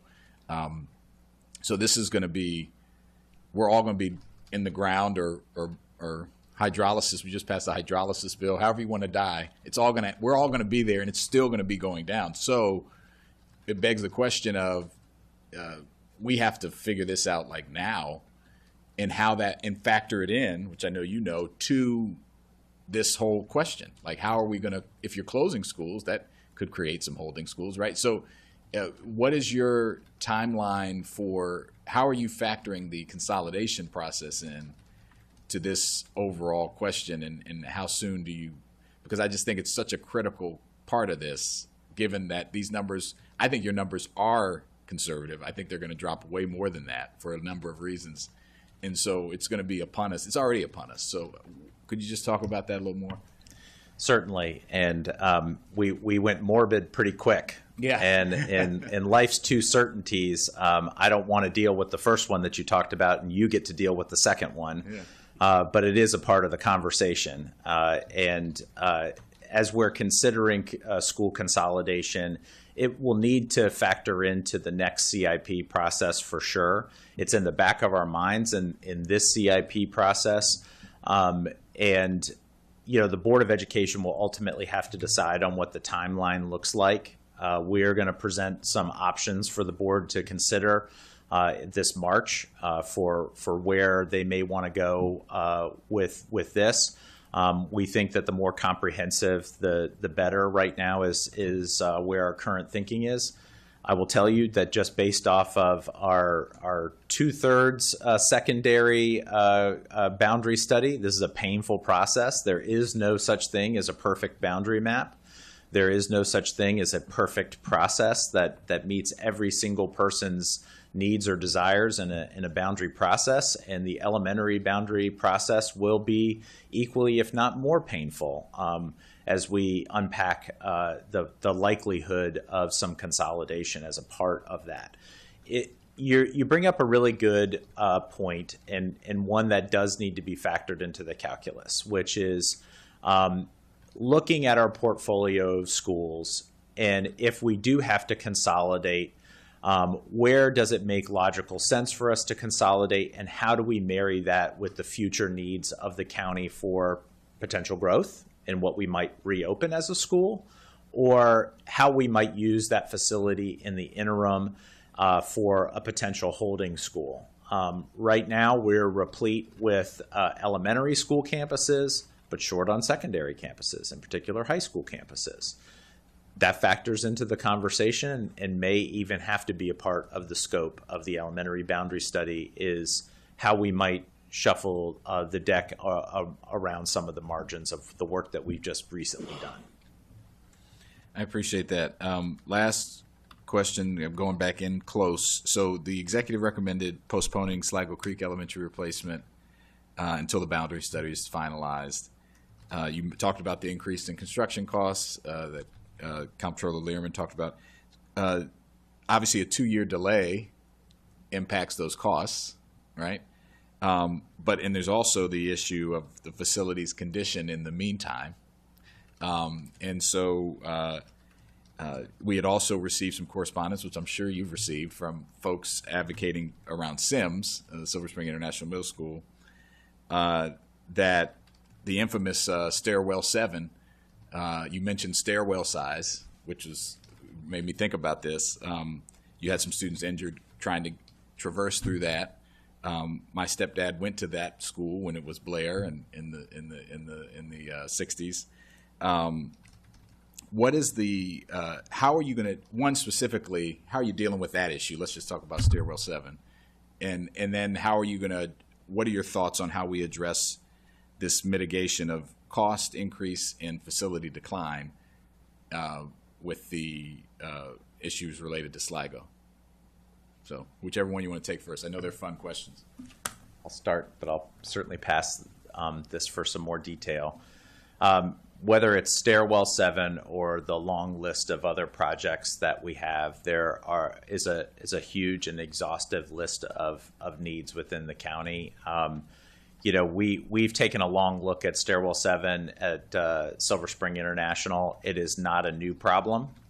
This is a problem from the creation of that stairwell in that connection to that part of the building. So this is a decades-long issue. Some of that can be mitigated by administrative support and school support on site, and what we permit in that part of the building at certain times of the day. But ultimately, that is a building that is going to continue to deteriorate rapidly. It is on our list of priority projects, but just like the long list of priority projects that are also on that list, this list of projects isn't going away, and there is a queue, and as long as we have resources, time, and support, we will get to as many of these projects as we can.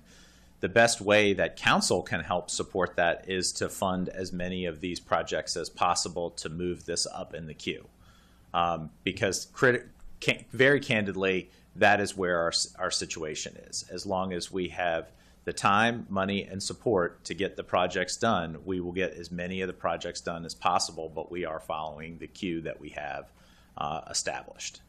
So I think that's the high level view. I don't know if there's anything else that you want to add to that. Maybe we can go really deep into the design. Obviously, anything is possible. It's a matter of money for that stairwell. I think the ideal connecting on the first floor is just trying to create off to the side where people can just pass through so that the circulation can happen going up and down. I'd say that's the biggest impact at that. Unfortunately, as you're sort of coming, what would be from west to east across there, those classrooms sit up higher as you go up. So we would have to put walls and a foundation down. Again, possible, just money and time. Cost.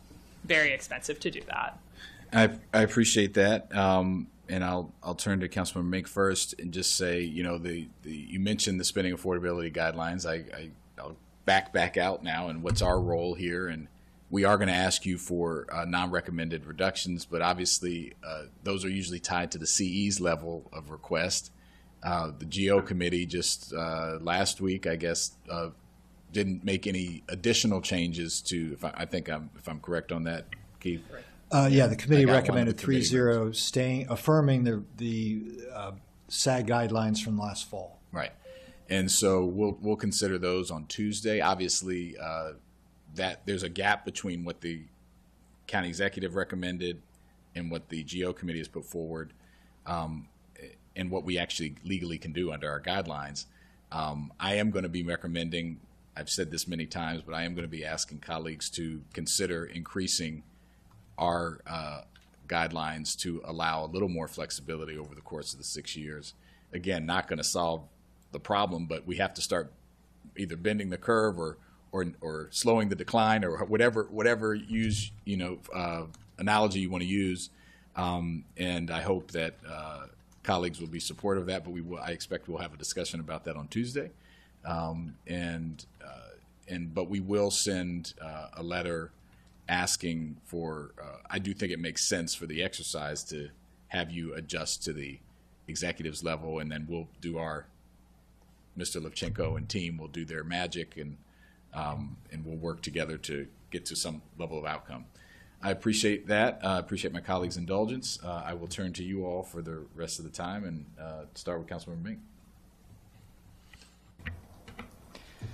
Thank you. And I'll just start, since we're already there, with concurring with the chair's remarks about the importance of considering having some more flexibility in our funding levels there. As we have heard today, there are urgent needs that are going to get more expensive and pile up. And so we need to think very, very carefully about what is possible for us to do now, or it's gonna become more and more difficult as time goes on. We have students who are trying to learn in schools that do not have functioning heating and cooling, and that is simply not something that any of us want to be allowing to happen on a daily basis. And that's going to be an expensive fix. And I'll note that, to the point about, if we fixed all of the HVACs now, then 20 years from now, we would have to be, we would have another big bill in front of us. And I'll just say that, I think that not that we have that money, right, to do all that right now, but from a theoretical perspective, whatever we can afford to do on the HVAC front right now, we should absolutely do right now. Maybe that means that 20 years from now, we're not able to do all of the upgrades that we would want to do at that time. And a couple of those would have to be put, staggered further out and so on. But that's something for us to think about as we approach that 20-year mark. What we know right now today is we have kids in classrooms who are wearing winter coats. We have kids in classrooms who are sweating it out on those, early days back in the school building. So whatever we can do to address that now, I think we have a responsibility to address that now.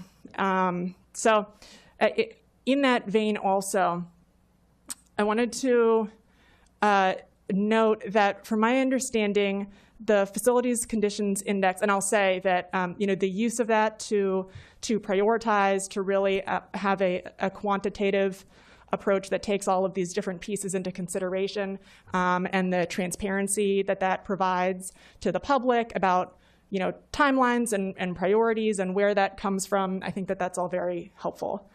One issue, from what I understand, is that with regard specifically to HVAC, is that it doesn't necessarily capture poor HVAC engineering, because what it's capturing is the depleted value.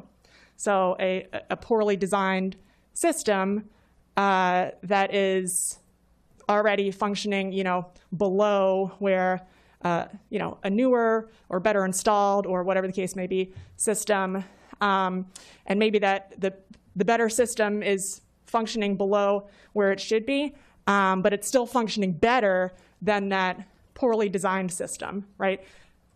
Because it's capturing depleted value, that one is still going to get more weight under the FCI, under the Facilities Conditions Index. And so we're missing some of those schools that ended up with more poorly designed HVACs in their buildings, and where the staff and students are dealing with those conditions. And that also, of course, that has impacts on air quality issues and so on. And, so when there's new systems that are put into place, right, we figure these things out and then we adjust. But can you talk about how you are approaching that issue?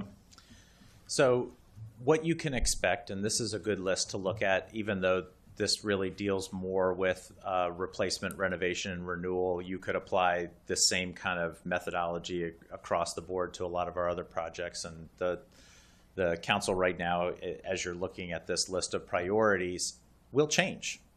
And it will be in a slightly different order 2 years from now. And the reason for that is exactly what you're talking about, is that the rate at which a system or a school depletes its facility value may change because of just its condition. For example, you may expect Silver Spring International Middle School, sitting at the 43rd ranked school right now, it may jump 10 slots next year or the year after that just because it is declining at a faster rate than another school. And that's where you may catch something like a poor design or a system that is not functioning to its higher level, not necessarily in the first snapshot that you get, but the second snapshot that you get. So that when we reevaluate facility condition, because we have to do it every couple of years or so, you may see some schools decline faster than others, some systems decline faster than others. A good example of this, and you know, we've brought this school up a number of times, is New Hampshire Estates Elementary School. It had a very poorly designed HVAC system that created a lot of condensation. That condensation, when it's heated over time and the system shuts off and shuts back on, creates mold. And so that phenomenon happens in a number of our facilities. And so when we have a system like that, going back and redesigning that facility or redesigning that system, in this case HVAC, their facility condition should start to stabilize a little bit if it's designed well. If we're just replacing the same designed, poorly designed HVAC system, it will still continue to decline at a rapid rate. And it may end up increasing their FCI score much faster than another school whose systems, although depleted, may be declining at a much slower rate. So I think you're flagging a really important issue for us that I don't think has gotten a lot of attention in the past. And, you know, there may have been maybe more of like, oh, well, we did that project, we're done. And we forget about it for a few years, when in the reality is that we need to be looking at tracking the depletion over time, because some are going to be depleting faster than others. And that may be a flag for us that we have a new system or a new school. And why is this system not working as well as a system that is of similar age or similar condition? Another good example of this in Rockville is Bayard Rustin Elementary School.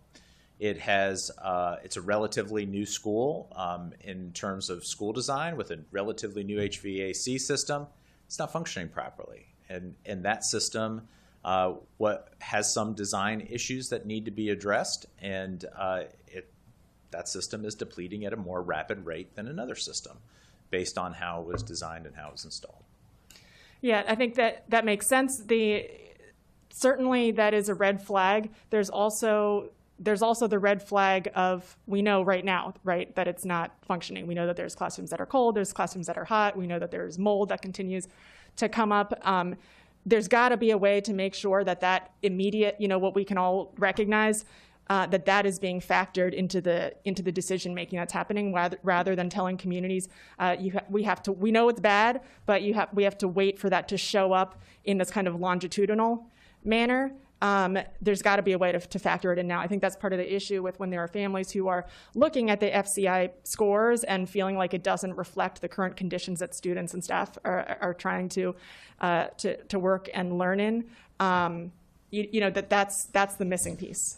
So currently right now, the reason that I think that we've got some frustration with that is that the queue is so long, and you have so many systems that are depleted and that are in the same condition. You have 40 HVAC systems out of 230 schools that are not functioning properly.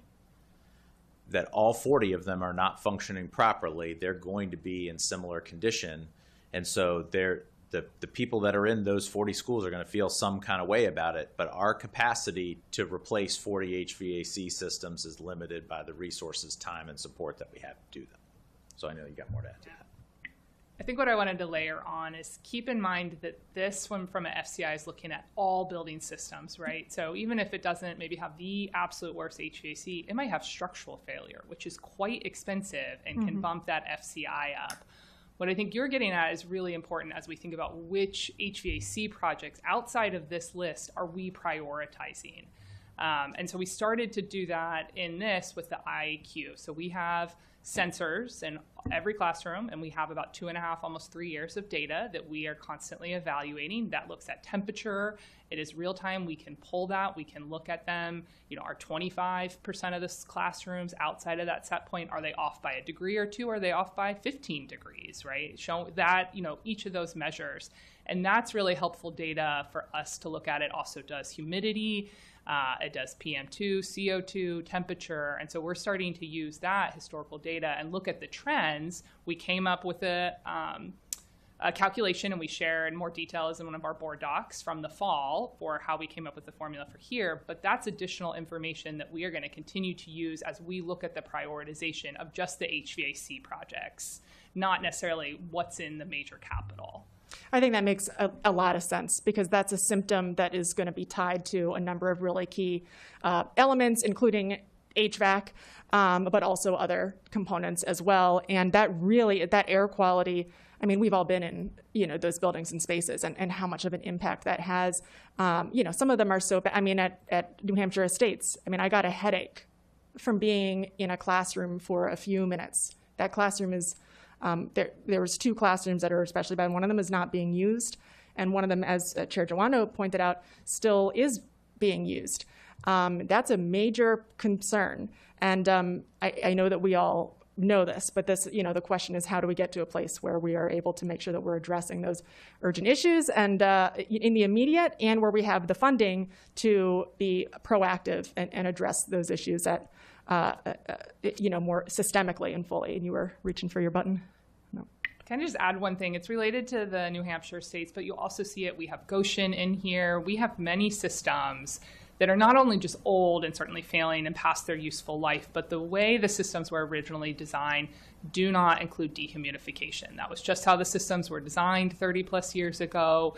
Humidity has dramatically changed here over the last couple of decades, right? We all experienced it this summer, and they don't properly regulate and control for that humidity level. It wasn't part of the systems. And so what you'll start to see more in our HVAC ask is exactly what you can see for New Hampshire States in the FY27 budget. It's in there for Goshen as well. And you're going to start to see more and more where we're recommending not necessarily a full HVAC replacement, but it's called a DOAS, a dedicated outdoor air system that starts to regulate that fresh air and help with that humidification and dehumidification level. I think that is causing some of the greatest issues for us in the schools. That absolutely aligns with what we're hearing from staff on the ground also, and some of them who are putting dehumidifiers in, or if maintenance has come and put dehumidifiers in, we're seeing both of those, and they're just filling up.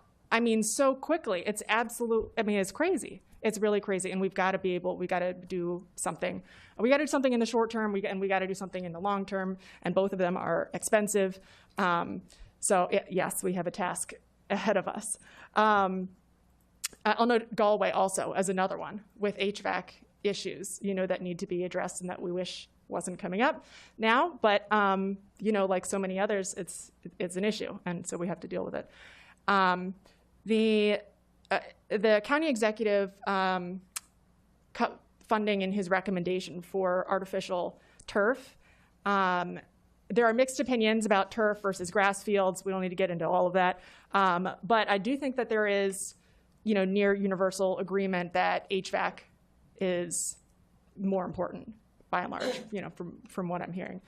So it's not clear, you know, that if we were going to spend money on artificial turf fields, on new, et cetera, that parents want to see HVACs addressed. It's not clear to me that his recommendation from the PDFs, from the project description forms, necessarily precludes you from deciding to allocate those funds towards artificial turf fields, which are expensive. What's your current thinking on that? Well, that is a Board of Education decision, and we appreciate the county executive sharing his opinion and his suggestions. Ultimately, the capital improvement program that the Board of Education submits for your consideration is trying to address a diversity of needs, and not trying to load up one basket full of eggs more than another, but rather to have a rising tide raise all ships. So as you're contemplating funding levels and contemplating what needs to be considered, our best recommendation is to think about the whole picture and thinking about asset replacement cycles just as much as you're thinking about one area of need over another. And this is ultimately going to turn into whack-a-mole pretty quickly. This year it's HVAC. Actually, for the next 15 years, it's going to be HVAC. It's going to be pretty dominant in the conversation, but pretty soon it's going to turn into roofs. And soon thereafter, it's going to turn into windows. And soon thereafter that, it's going to turn into plumbing systems and electrical systems.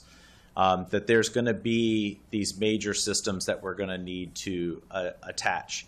I would certainly recommend that you not give up any one particular area more so than another. And I will say that you create some danger spots in doing that. Like, for example, when we give up on playground equipment replacement, or even some of the outdoor play spaces like athletic fields, those can fall into disrepair and create safety issues, just like internal air quality has created a safety issue in some of our schools. So it is our best recommendation to have a balanced approach moving forward, and to try to consider, as you're deliberating over recommendations and things that you will bring to the whole council, really what the bigger picture looks like and what it needs to look like for the school system and how we grow that over time incrementally. I mostly agree, and also, the buildings without, the heat, cooling is so basic to kids being able to make it successfully through the day. I know we all agree on this, but it needs to be said. Okay, last comment, then I'm going to hand it back. The county executive reduced the allocation to Eastern Middle School, tied that to his recommendation to not close Sims, also kept Eastern Middle School on track to be completed in 2030 at that reduced level. Keeping it on track is obviously a huge priority to the community. We talked about it at previous CIPs as being a major upcoming priority. What's your current thinking about that? We appreciate the thoughts of the county executive, and certainly our Board of Education has put a pause on some of those decision points as well. As you know, as you're contemplating this CIP, the two most critical years in this CIP are the next two critical years, and less so some of the outlying years. So fleshing out what the next 2 years look like is really a priority. And we see utility in the plan that the board has adopted and recommended for your consideration. And as you're contemplating that, I think that some of our problems aren't going to go away. So even though we might will them to go away, and we might want to not address them in the manner in which they were presented in this CIP, it doesn't mean that problem is going to disappear. And so even if we don't deal with it in this CIP, or we move it to a later year, these issues are going to circle back around and be a part of the conversation in future years, no matter what. Mm-hmm. So I would say, as you're contemplating funding levels and you're contemplating the project queue, is to try to balance those interests as well, and in responding to the Board of Education's request. Thank you. Thank you very much. Councilmember Evans. Sure. So I liked the presentation. I think it gave me pause initially, thinking about the amount, but I thought that was very courageous for you just to kind of put it all out there. That's never been done. But I think the way that the council and the community can better understand the needs of the school system, because they are definitely needs, they're not being made up, is for you just to lay it all out there for everyone to see. It does make it difficult for the council to think about all the things that need to be done, but it was perfectly laid out for us to really think about HVAC needs, declining enrollment. You're right. I would not have thought in 2019 that we would be right here today in 2026 talking about the decrease in student enrollment. I appreciated the criteria of CIP prioritization, because that's new for me. I know we had the KFIs, right? But this is a really great way for the community, particularly when they're coming before the board and for the superintendent to talk about their needs in their school community. You've given them like information to hold on to, because what you don't want to happen is for schools or for clusters or communities to pit each school against the other school, and thinking about what the needs are. And we always want an educational component to it. When you talked about just being disciplined and the life cycle benchmarks, renovation, renewal, replacement, I don't know that people fully understand how often a school should be looked at, particularly high school, middle school, and elementary school, or people think about how many elementary schools were coming in the CIP on an annual basis. Let me ask this question, because there was a lot of thought that went into it, and clearly it all goes together. Was the boundary study, in addition to the fiscal constraints, one of the reasons why you decided to go in this direction? Or was it just, we got to be creative in terms of schools are expensive, so we want to be thoughtful about how we make good use of our resources? But I was just curious, because I know you stated earlier that, it wasn't necessarily decisions were made poorly in the past, because you typically, different times call for different measures. But just kind of explain that, because what made you think, okay, let's come and just lay it all out there? Well, I think you bring up some really, really critical decision points and things for us to talk about that we're going to spend a lot of time talking about really for the next decade. And I think you're absolutely right. I think people made the best decisions that they could make with the available information that they had at the time. And the information has improved and it's shifted. And so it's now incumbent upon us to maybe make different decisions with new information. The way that the timelines worked out, I don't think that we would have thought that this was the ideal timeline. Right. Perfectly so. We probably would have done a lot of the boundary work ahead of the CIP and not the CIP recommendation ahead of the boundary, because they are connected. Yeah. Just because of a utilization aspect and us trying to find this perfect mix of utilization. When the two boundary studies were originally conceived and construction was conceived for the Woodward and Crown Farm Property School, that those two were trying to solve problems that have shifted.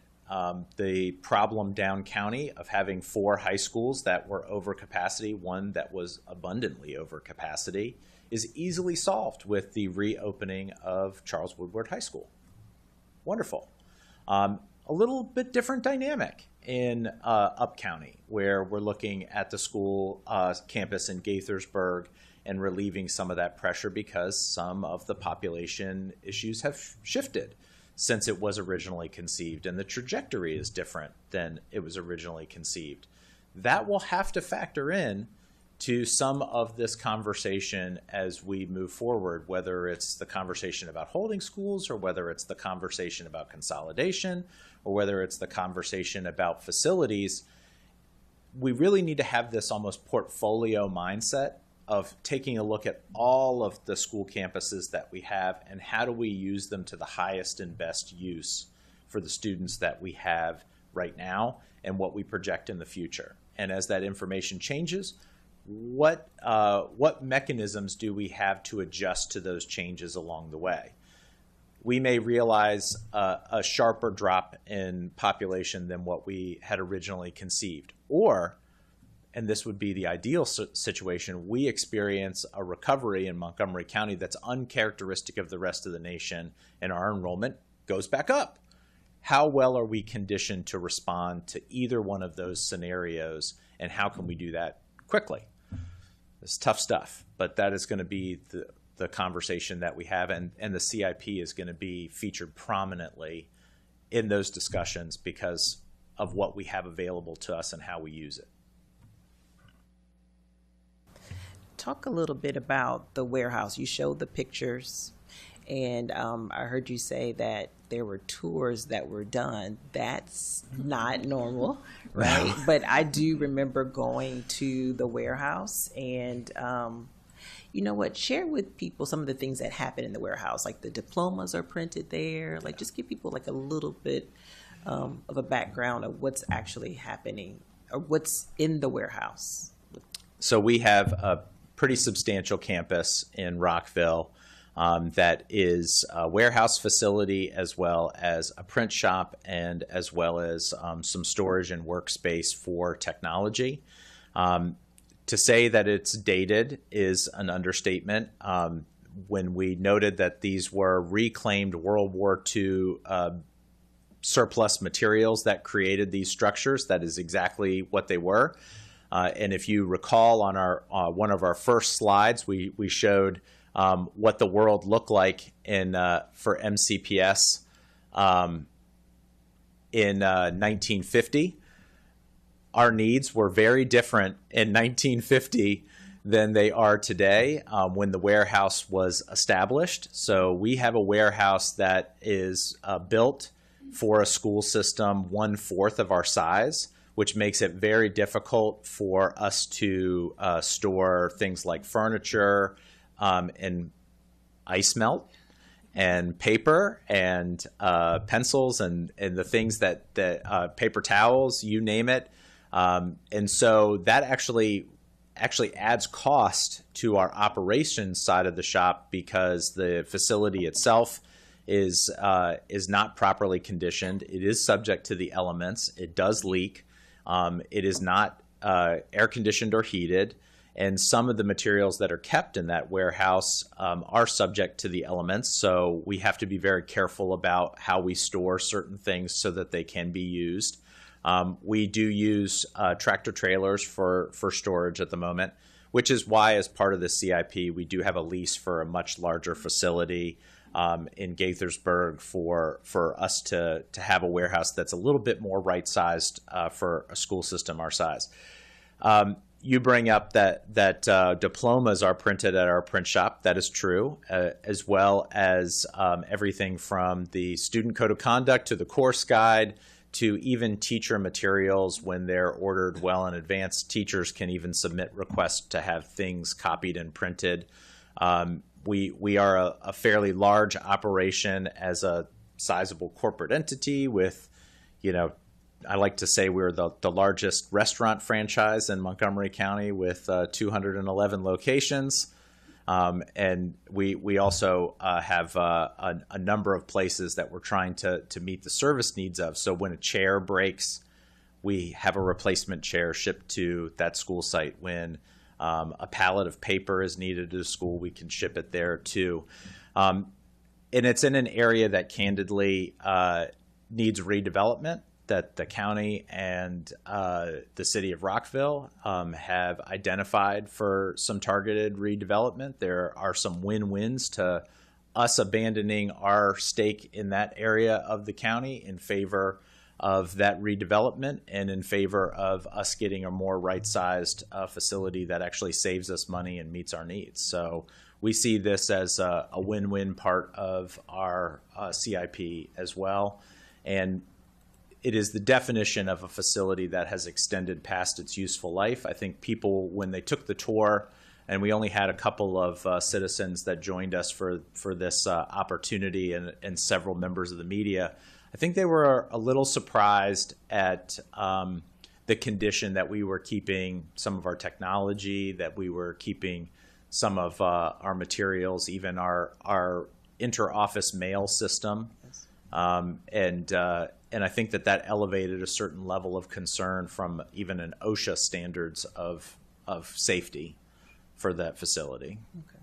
So I look forward to getting the non-recommended items list, because I think that in addition to schools and the HVAC, that is really important that people hear and understand the other buildings that are affiliated with our school system, with the school system that houses staff as well, right? So, okay, thank you. Thank you, Councilmember Evans.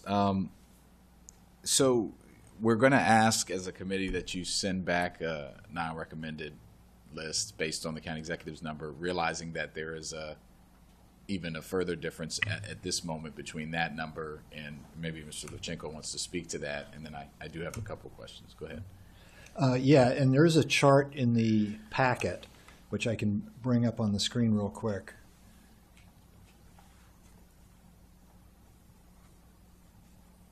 It's impressive multitasking, Keith.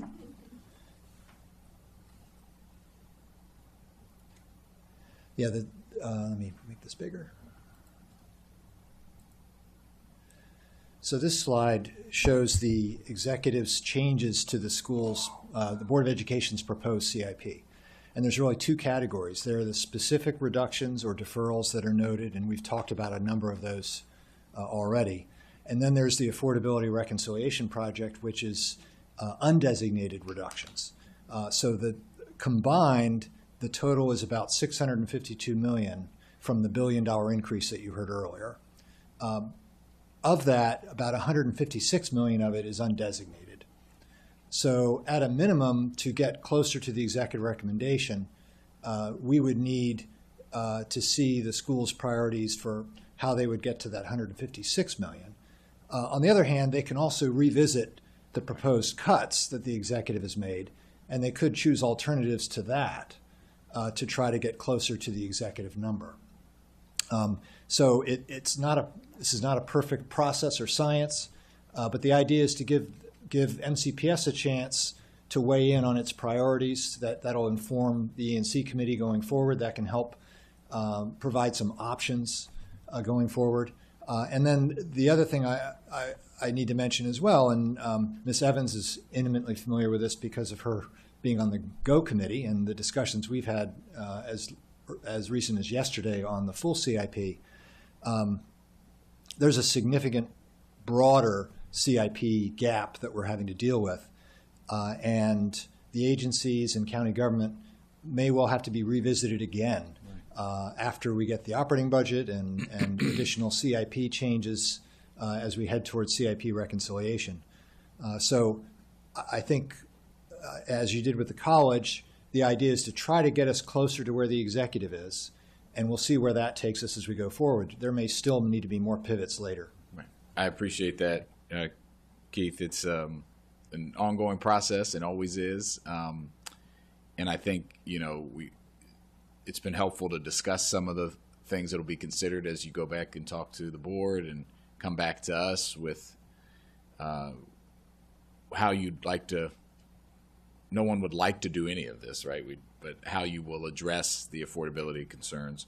I've mentioned something I'm going to try to do next week on our side to create more flexibility. We'll see if that's successful or not.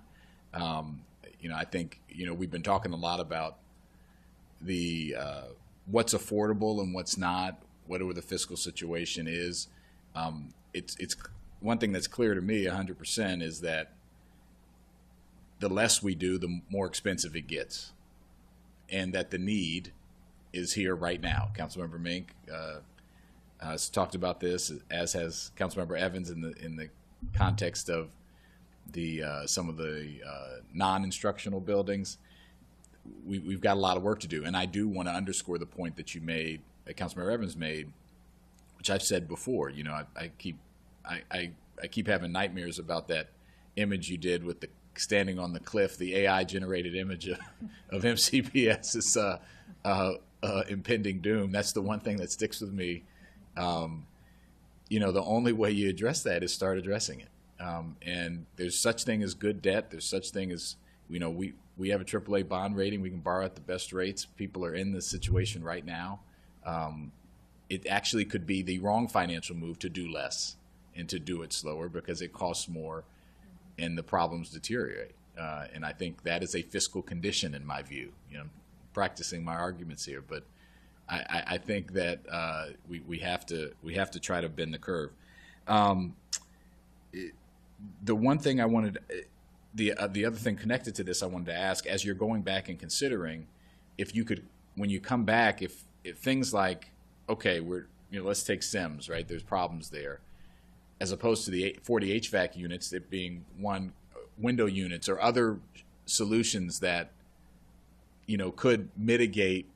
Could you just talk about how you're thinking about that? It could be in the context of Sims, but others, like how other things that you're going to have to use, because no matter what we do, we're not going to have enough to fix all 40 HVAC units in the next 2 years. So your capital improvement program is a giant puzzle, and ultimately you're trying to fit the puzzle pieces together. Now, different than most puzzles, it's not pre-cut to fit one image. You can make multiple images out of the puzzle pieces that you have. And so I think what we are all looking for is that best combination that moves as many things forward as quickly as possible. And the one piece that we would always throw out, no matter what, as a cautionary component to any type of reduction, non-recommended or otherwise, is that it extends the queue longer for the following term. So if a project is deferred, it doesn't go away. It just means we have to address it later, and it may become more urgent.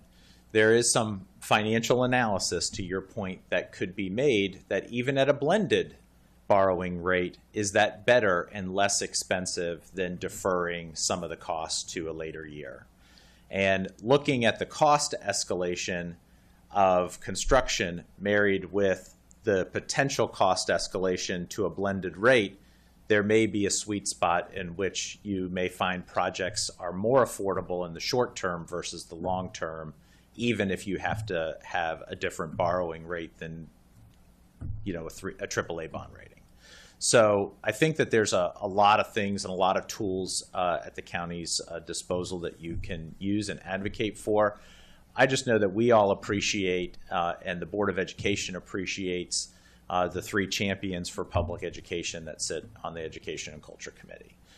Each of you is trying your level best to really represent the needs of our community and balance those interests the best you can, with public education in the forefront as an engine for economic progress in the county, and we just thank you for that.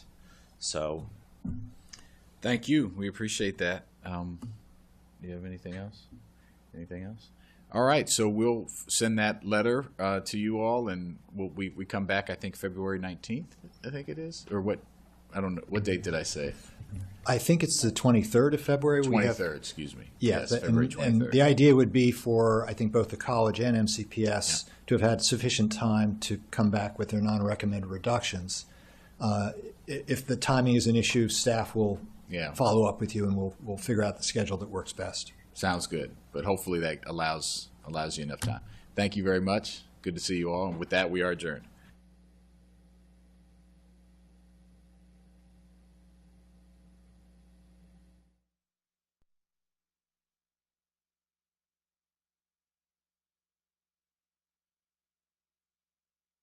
Y a nuestra comunidad, recuerden que tienen hasta el 13 de febrero para aplicar para estas oportunidades laborales. Gracias por su tiempo y participación. Una cosa más, las aplicaciones se abren 2 veces al año. Se nos olvidó decirlo eso, 2 veces al año, así que si